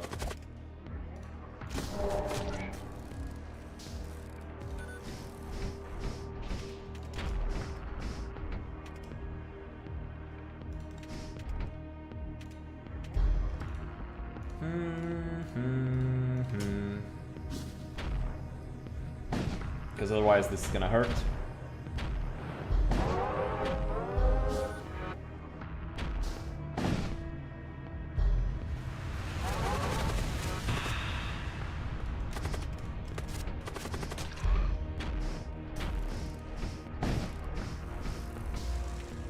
And the final shot.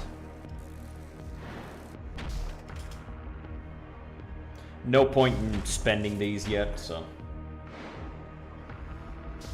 The next thing I'll upgrade is make sure the bombard is maxed out. That's for sure.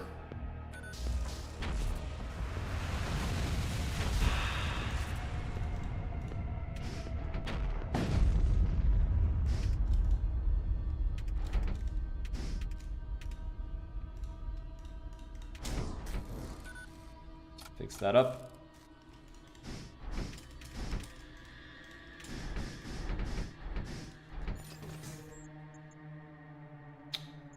Transport vessel. Ah, it's tempting me. This is mean. So fucking mean.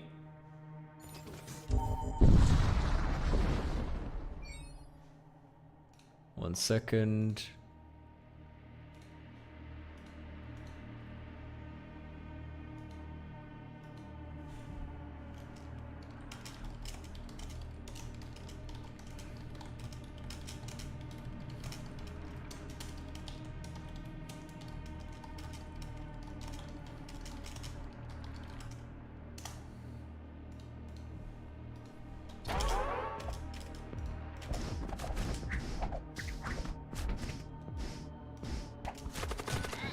Fucking rip that thing apart, I guess.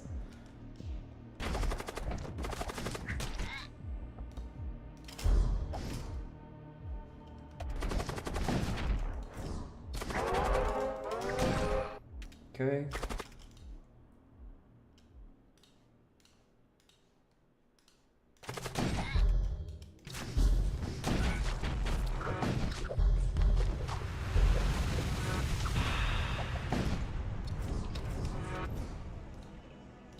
these two go over there to heal.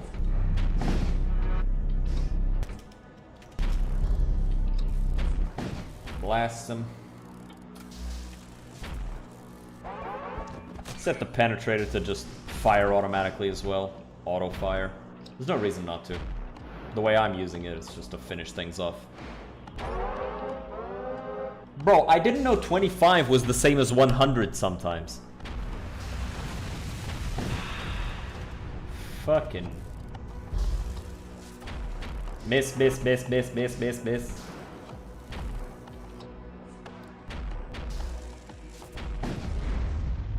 There you go. This guy's immune to suffocation, so I'm not worried about him at all. Okay, so major threat is up next. Boop.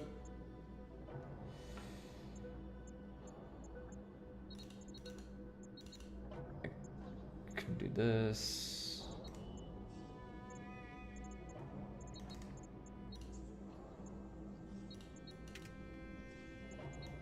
Wait. So, 1, 2, 3.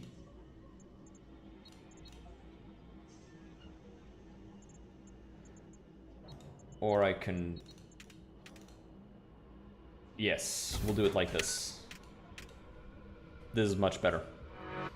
Hull Reaper is now a little bit better, this is a bit better, and this is a bit better.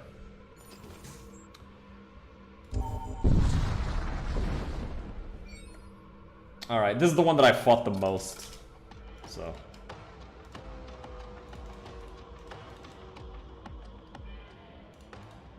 I know how this one goes.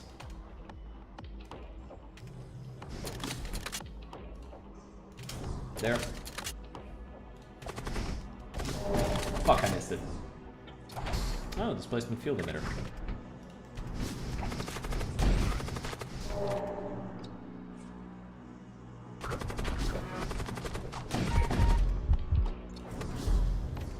Go heal.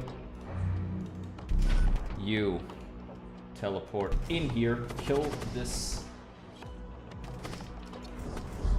Okay, I guess that's the wrong one.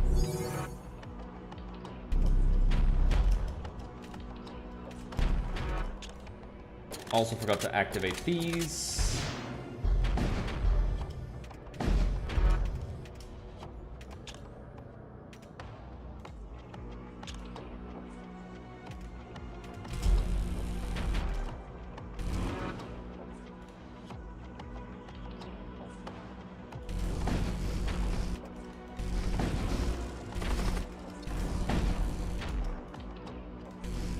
Force them to jump around a bunch.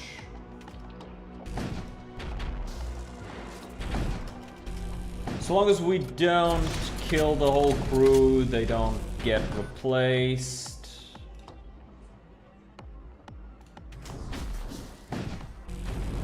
Got him. Easy. Now, we can get a bound entity, heavy translocators, which I don't really give a shit about. This I don't give a shit about, but I do give a shit about this because it spawns fleshlings. Which go on the enemy ship and fuck it up. I'm gonna call him Larry. Oh, actually, he's got a name. Dantalion. Huh. Cool name.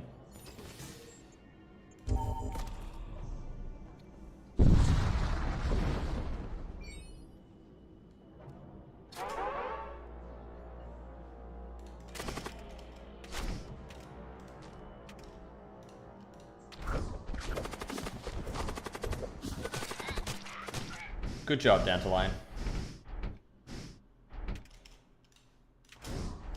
Go there. That's really good.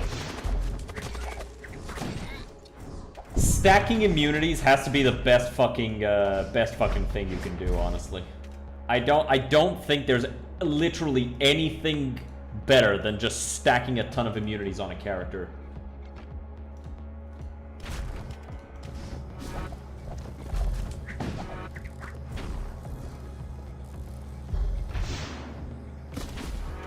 That's gonna shit on my shit. Blast the heart. kills their chance to dodge and also makes it hard for them to do other shit.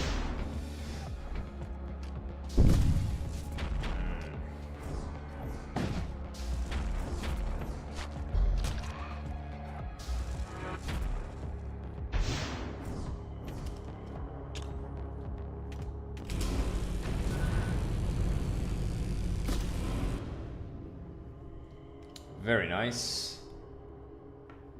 You know what? Yeah, that works.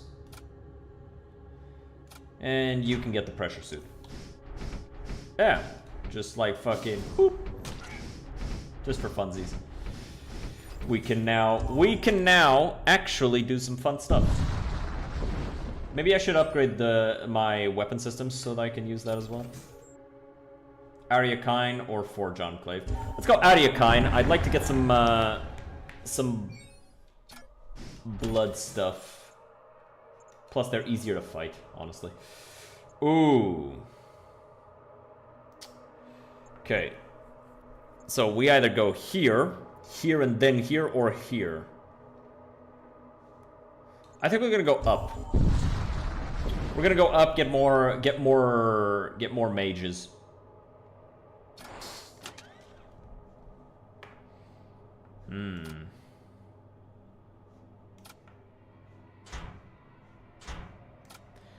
Yeah, give her the lightning claws. You can have the Ripper Fist.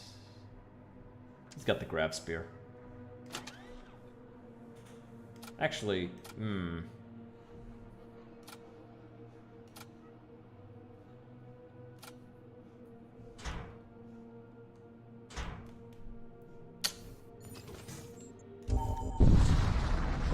I don't actually know what I want to do with that.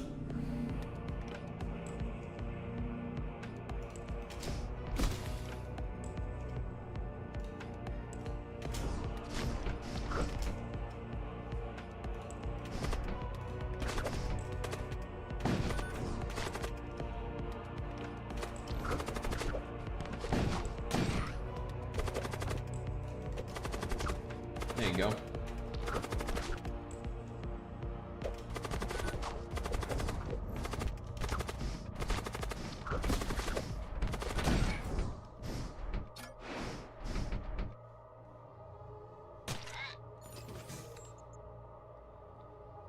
Crew contracts. Let's see. The ghost shrines where the darkest blood magic is wrought. They produce incomparably dense concentrations of pain and terror, allowing the blood cults to project their vile sorceries over interstellar distances. Cool, cool.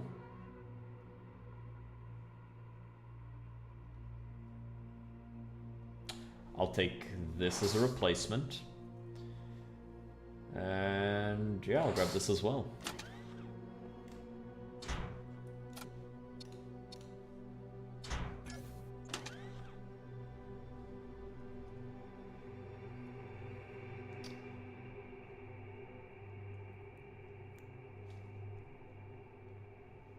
Nobody here can use these, so I guess I could give them to them, but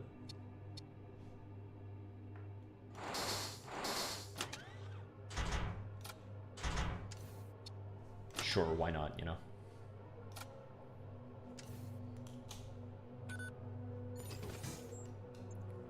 High temperatures, that's gonna be a safe place to rest, and then we're gonna just go all the way above. Gonna go all along the above area so that we can go for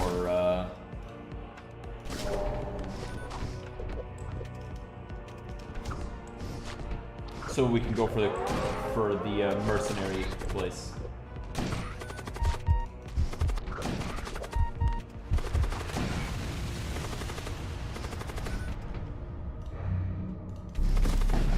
Actually, one of them should be the one putting out the fire, but whatever. Well, that place is on fire. This guy's gonna die.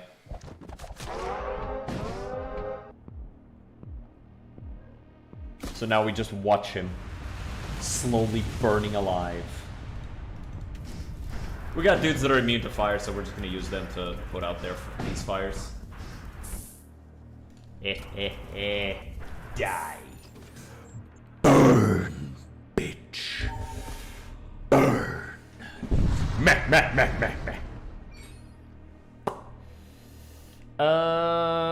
Do I want another machine slave? Fuck it, sure. Need somebody to man these systems, so.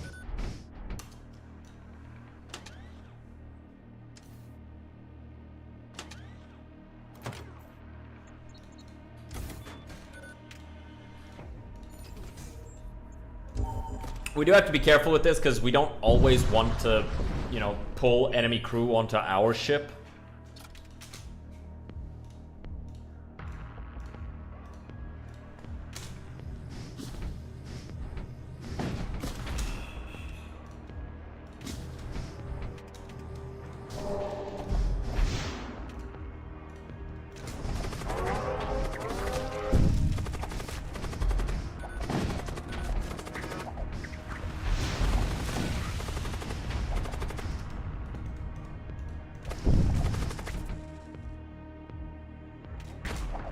Alright, you're gonna have to put that out.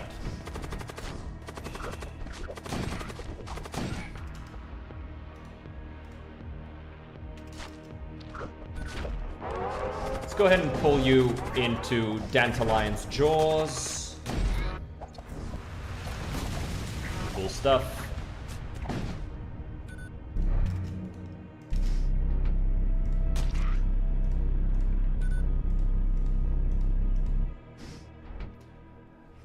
In the realm of darkest shadows, a fiend of wretched visage arose, born from the abyss's cruel embrace. A countless symphony of forms, a monster ever-changing. It reveled in the chaos it sowed, terrorizing realms of gods and men. The descriptions are so good. By the way, people keep saying that this is a spiritual successor to FTL. I never played FTL. Was FTL also totally not Warhammer?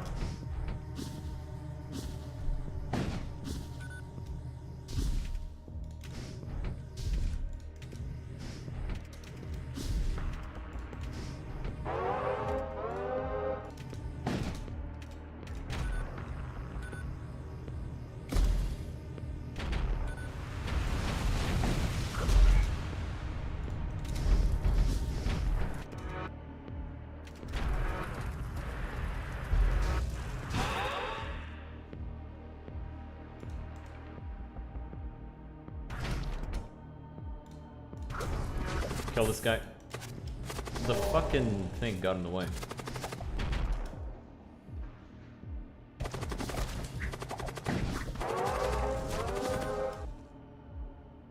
It's not damaging me at all. That's so sad. That's so fucking sad. It can't even hurt me.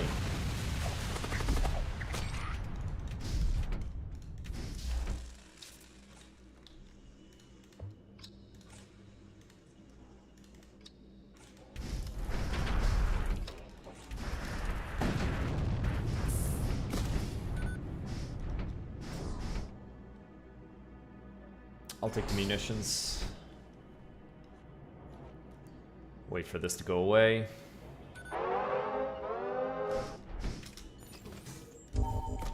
Off we go.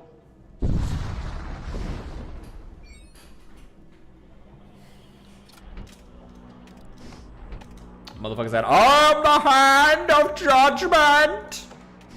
Okay. Judge this.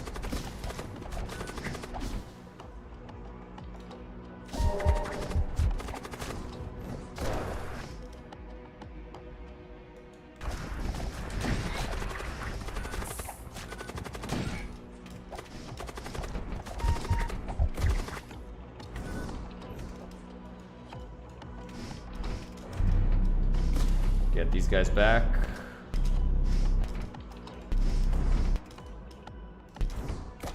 Hey, we're back.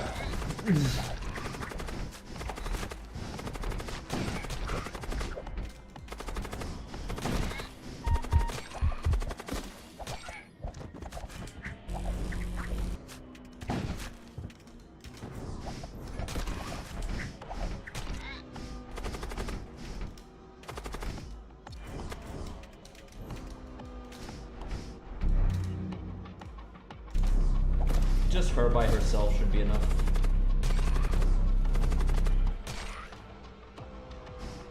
If I could get a Soul Thresher on her, that'd be so fucking good. I only ever got one Soul Thresher, and it was in a run that died to the Imperial Battle Arc. And honestly, my favorite weapons are that and the Fire Sword. Totally nothing to do with them being objectively the strongest guns in the game. Totally. Nothing at all to do with that.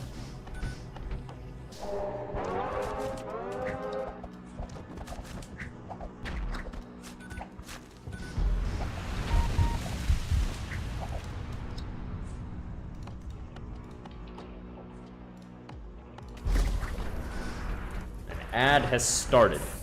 Alright, well, better now than when we're fighting the final battle.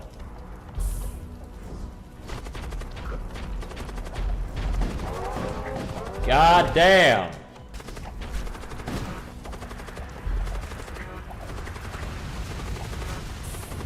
Oh boy.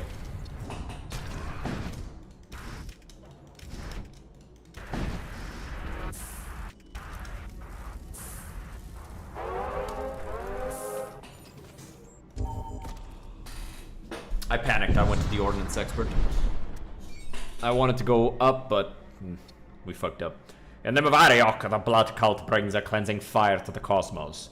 They view their brutal acts as righteous purge, a necessary sacrifice to rid the universe of weakness and impurity. Kinda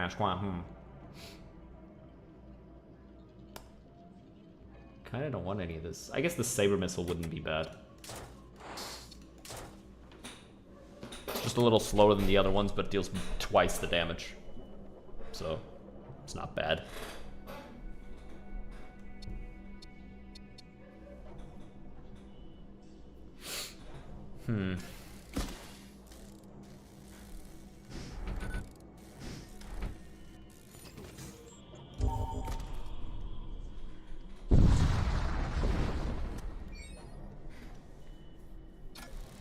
Some extra ammo, not bad.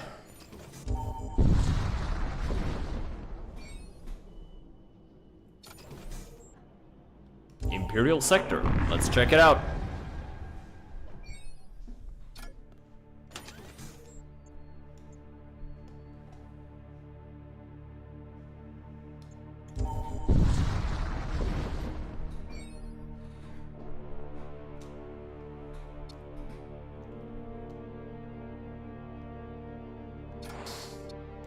I feel like it's something that this is, yes, this is just what needs to be done, right? Like, they need to get the Blessed Hammers.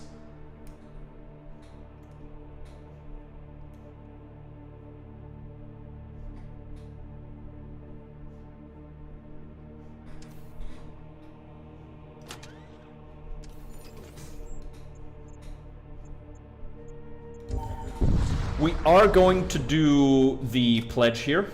Full restore of our engines, and then we get some Imperials joining us next time.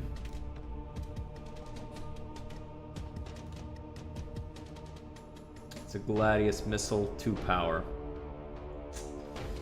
Ugh. It's dangerous stuff. Gotta be careful. I don't want to teleport the Fiend. I don't want to teleport Dantalion. Dentalion? Yeah, Dentalion to the enemy ship on accident. All of these guys are actually immune. Like none of them are gonna suffocate. Oh, actually, this one is.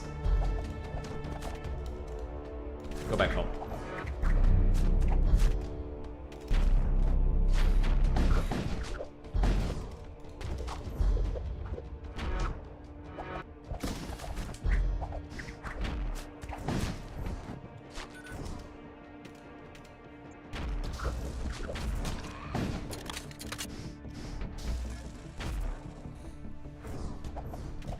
One more shot, and down you go. I was right. I just, was wrong about which shot it would be. If I could get a second penetrator, I'd come. The Fury Stars are a realm of eternal conflict and chaos. Crucible, where Crom's faithful prove their mettle. It's a place where true warriors thrive. Second set of siege armor, magma gun.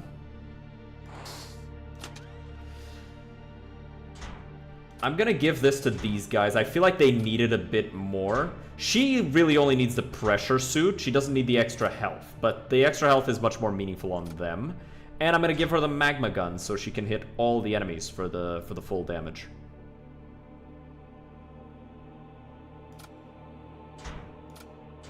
Give these away.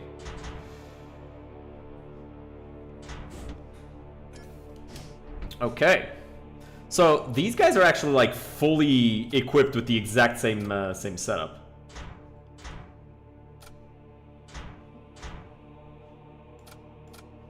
What?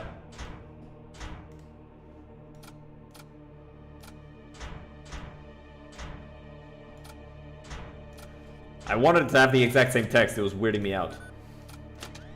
And then she is just like this. So, you know, she's got the pressure suit on. That's all that matters.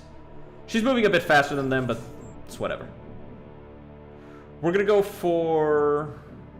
We're gonna go underneath and then like this, yeah. We go under and then up into the thing there. So none of these guys have over 100 health.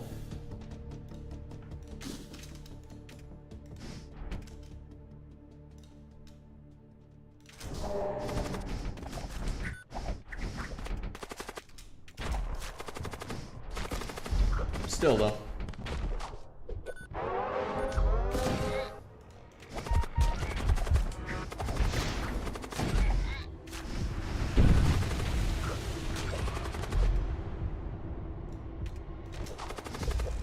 Go fix that and go back.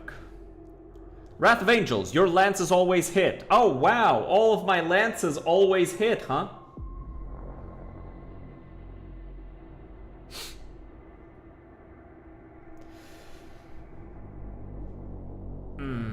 This is good though, the Pulverize is good, but we'll go for the Wrath of Angels. It's not really... We might get some good lances, and so in that case we'll want to have that. Not even worried about the resale value, just worried about like the possibility that, you know, I get a fucking macro lance. And if I get a macro lance, I'm gonna want that macro lance to always fucking hit.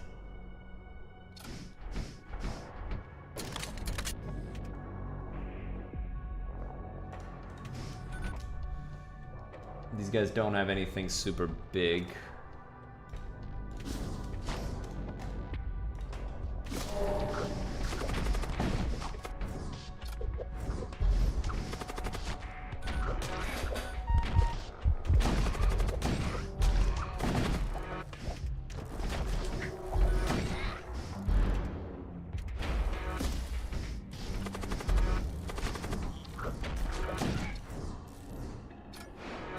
Took a lot of damage there.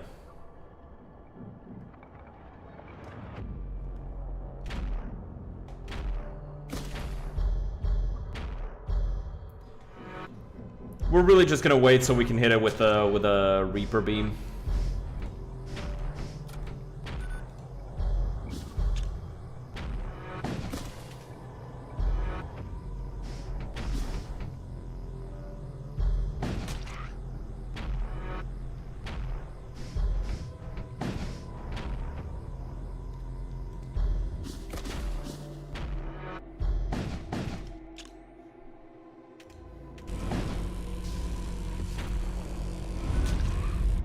Okay, we got some health back. That's all that matters. And then we go up around the rest spot because we don't need it.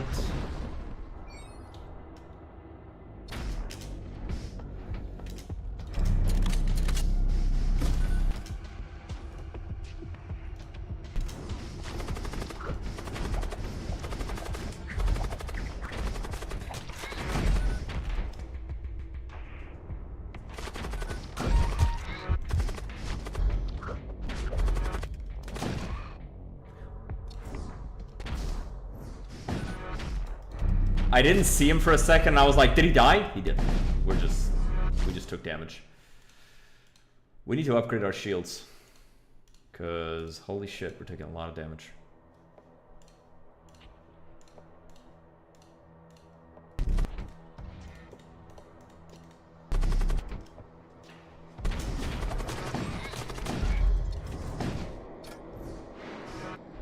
Okay.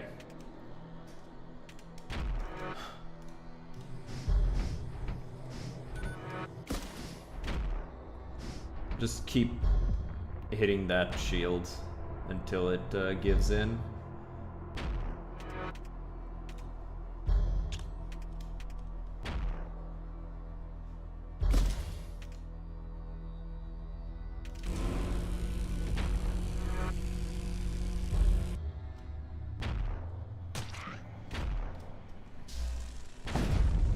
Didn't get any help from that, I think. Maybe we got 1 point.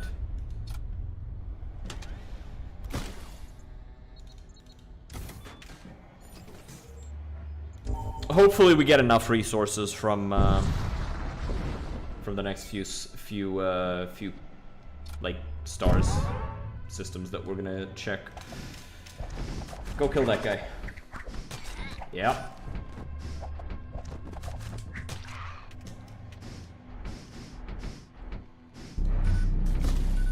Fix that up.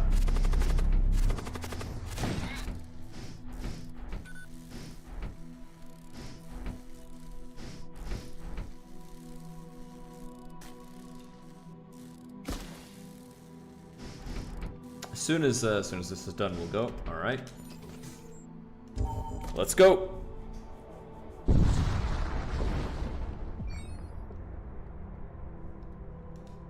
Let's stop the Inquisitors.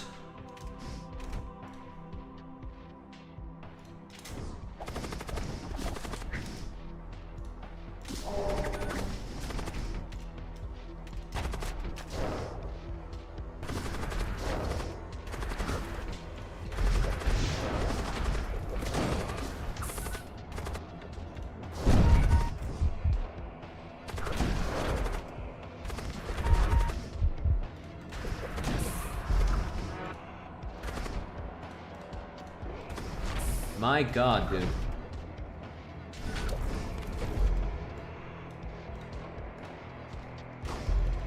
These fires are fucking vicious, man.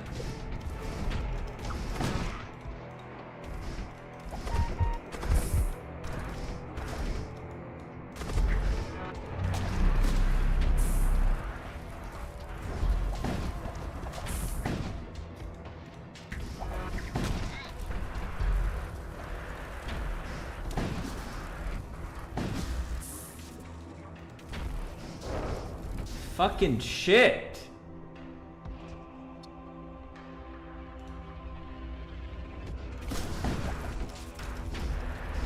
Alright, we gotta kill these fucking guys before they kill us.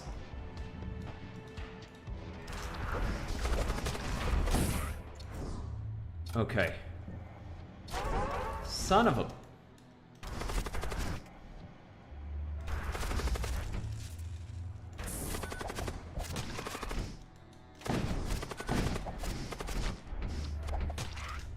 God damn.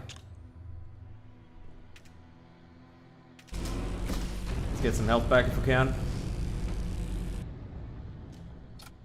We got a little bit of health back.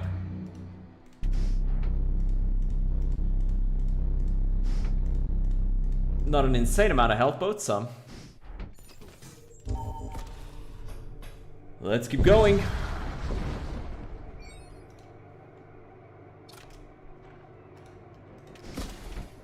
They've got demons here, so that's cool. We'll just fucking kill them.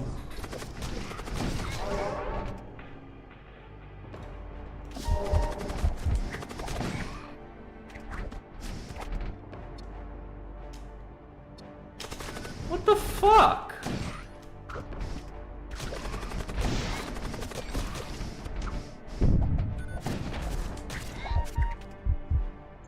Just instantly fucking killed my guy. I could do nothing about it. He just died. Guy appeared on my ship and suddenly the guy was dead.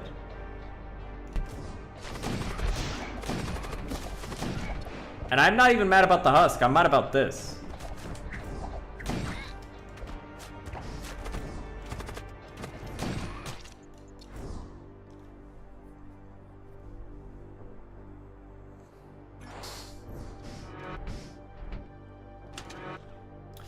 Oh, I think he died. I think he died to. I know what he died of. Okay. Okay, I know what he died of. That's bullshit. He got fucking blood-thralled. It is said that some husks retain faint echoes of their former selves. Their memories twisted and tormented. They serve as a chilling reminder of the cost of pursuing knowledge at any price. Interesting, interpretation.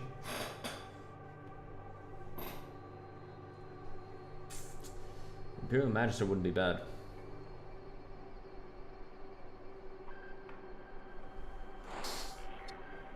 I'll take him.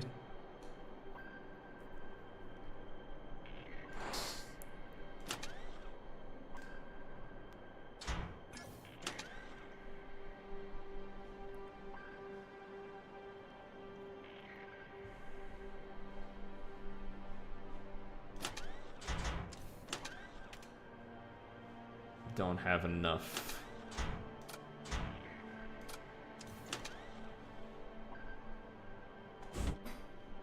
Yeah, wouldn't be enough. And I can't sell this. Can't sell this.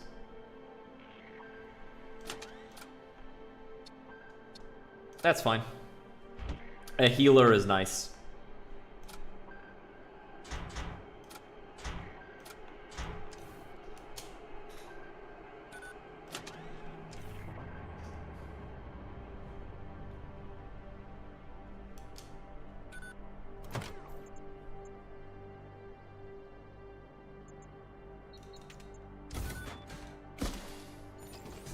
We are not a mobile ship at all.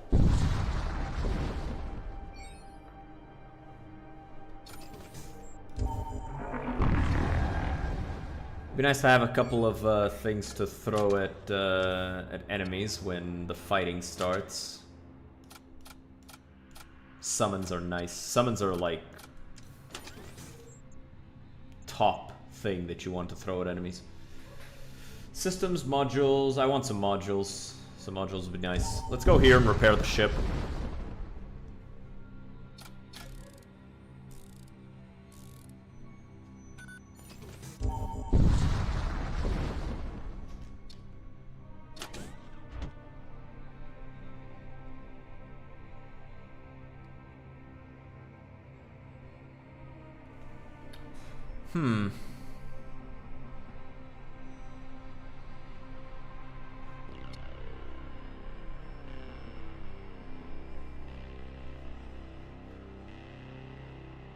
We only have one blood cultist. We got a couple machine slaves, which would benefit from health, not DPS. And we don't use demonic creatures at all. Because the fiend is technically not a crew member, it's just an ally.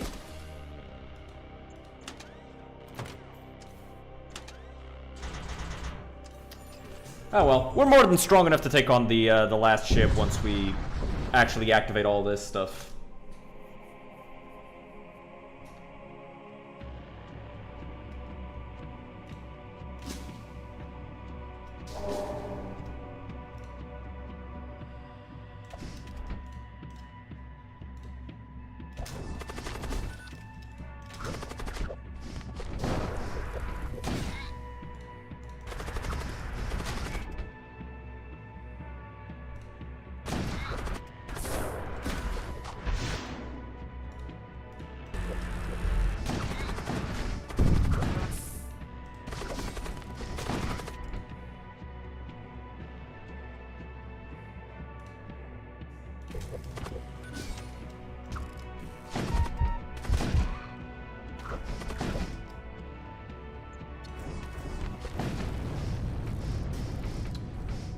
I didn't even see that that was about to happen.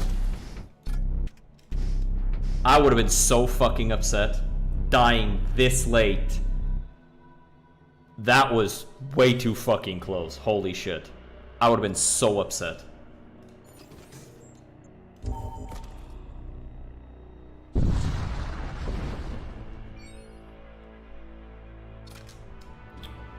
They have a Centurion. Such a badass name for a warrior.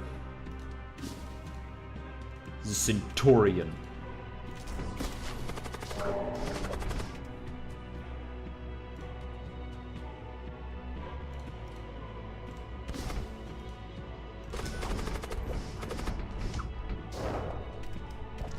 Fire there.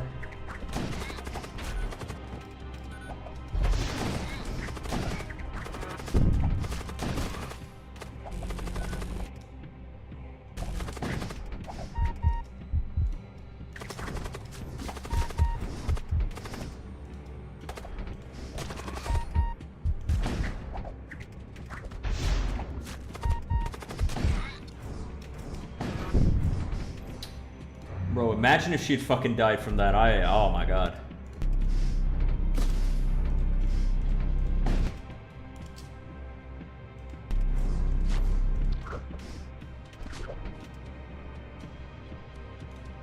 Go wrap this up.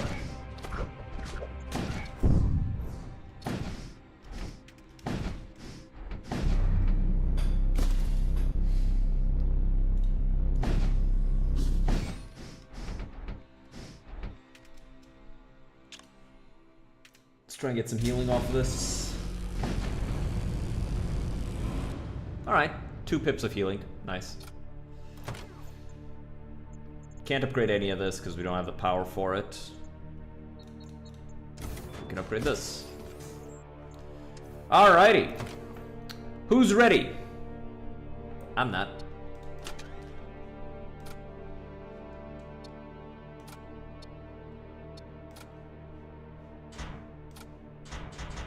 Mostly, I'm not ready because there's a non-zero chance that we just get there and die, and I will be sad. That will be fine.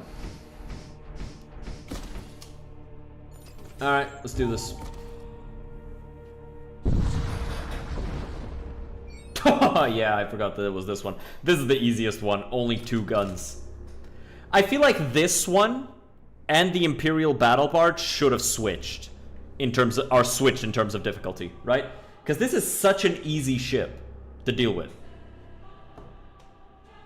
Boop, boop. You go there, you go there, you there. Throw this. Yeah, you can just summon that, might as well. There, there, there, there. Wait for it.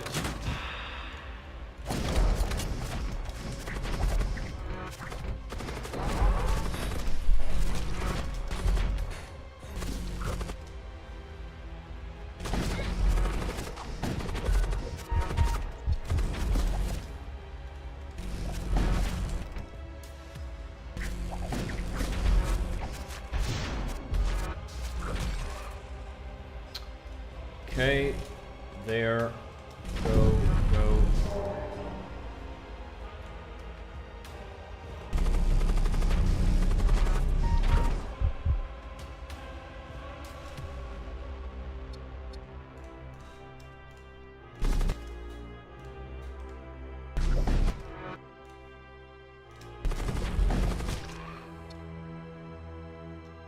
Fight him. Throw this in to heal when we start losing a bunch of health. Nice. Fire there.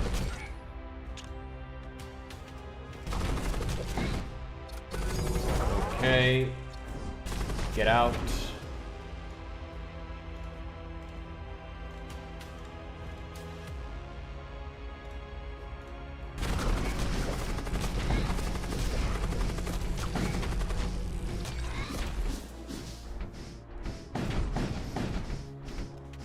They're immune, there's no point doing anything to them right now.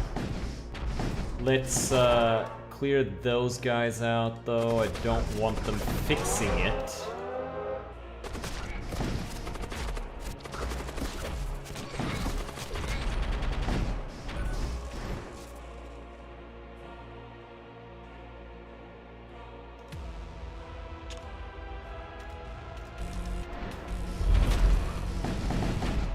Ooh.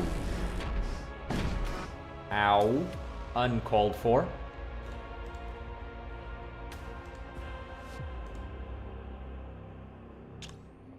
Blast. Get that guy out of there.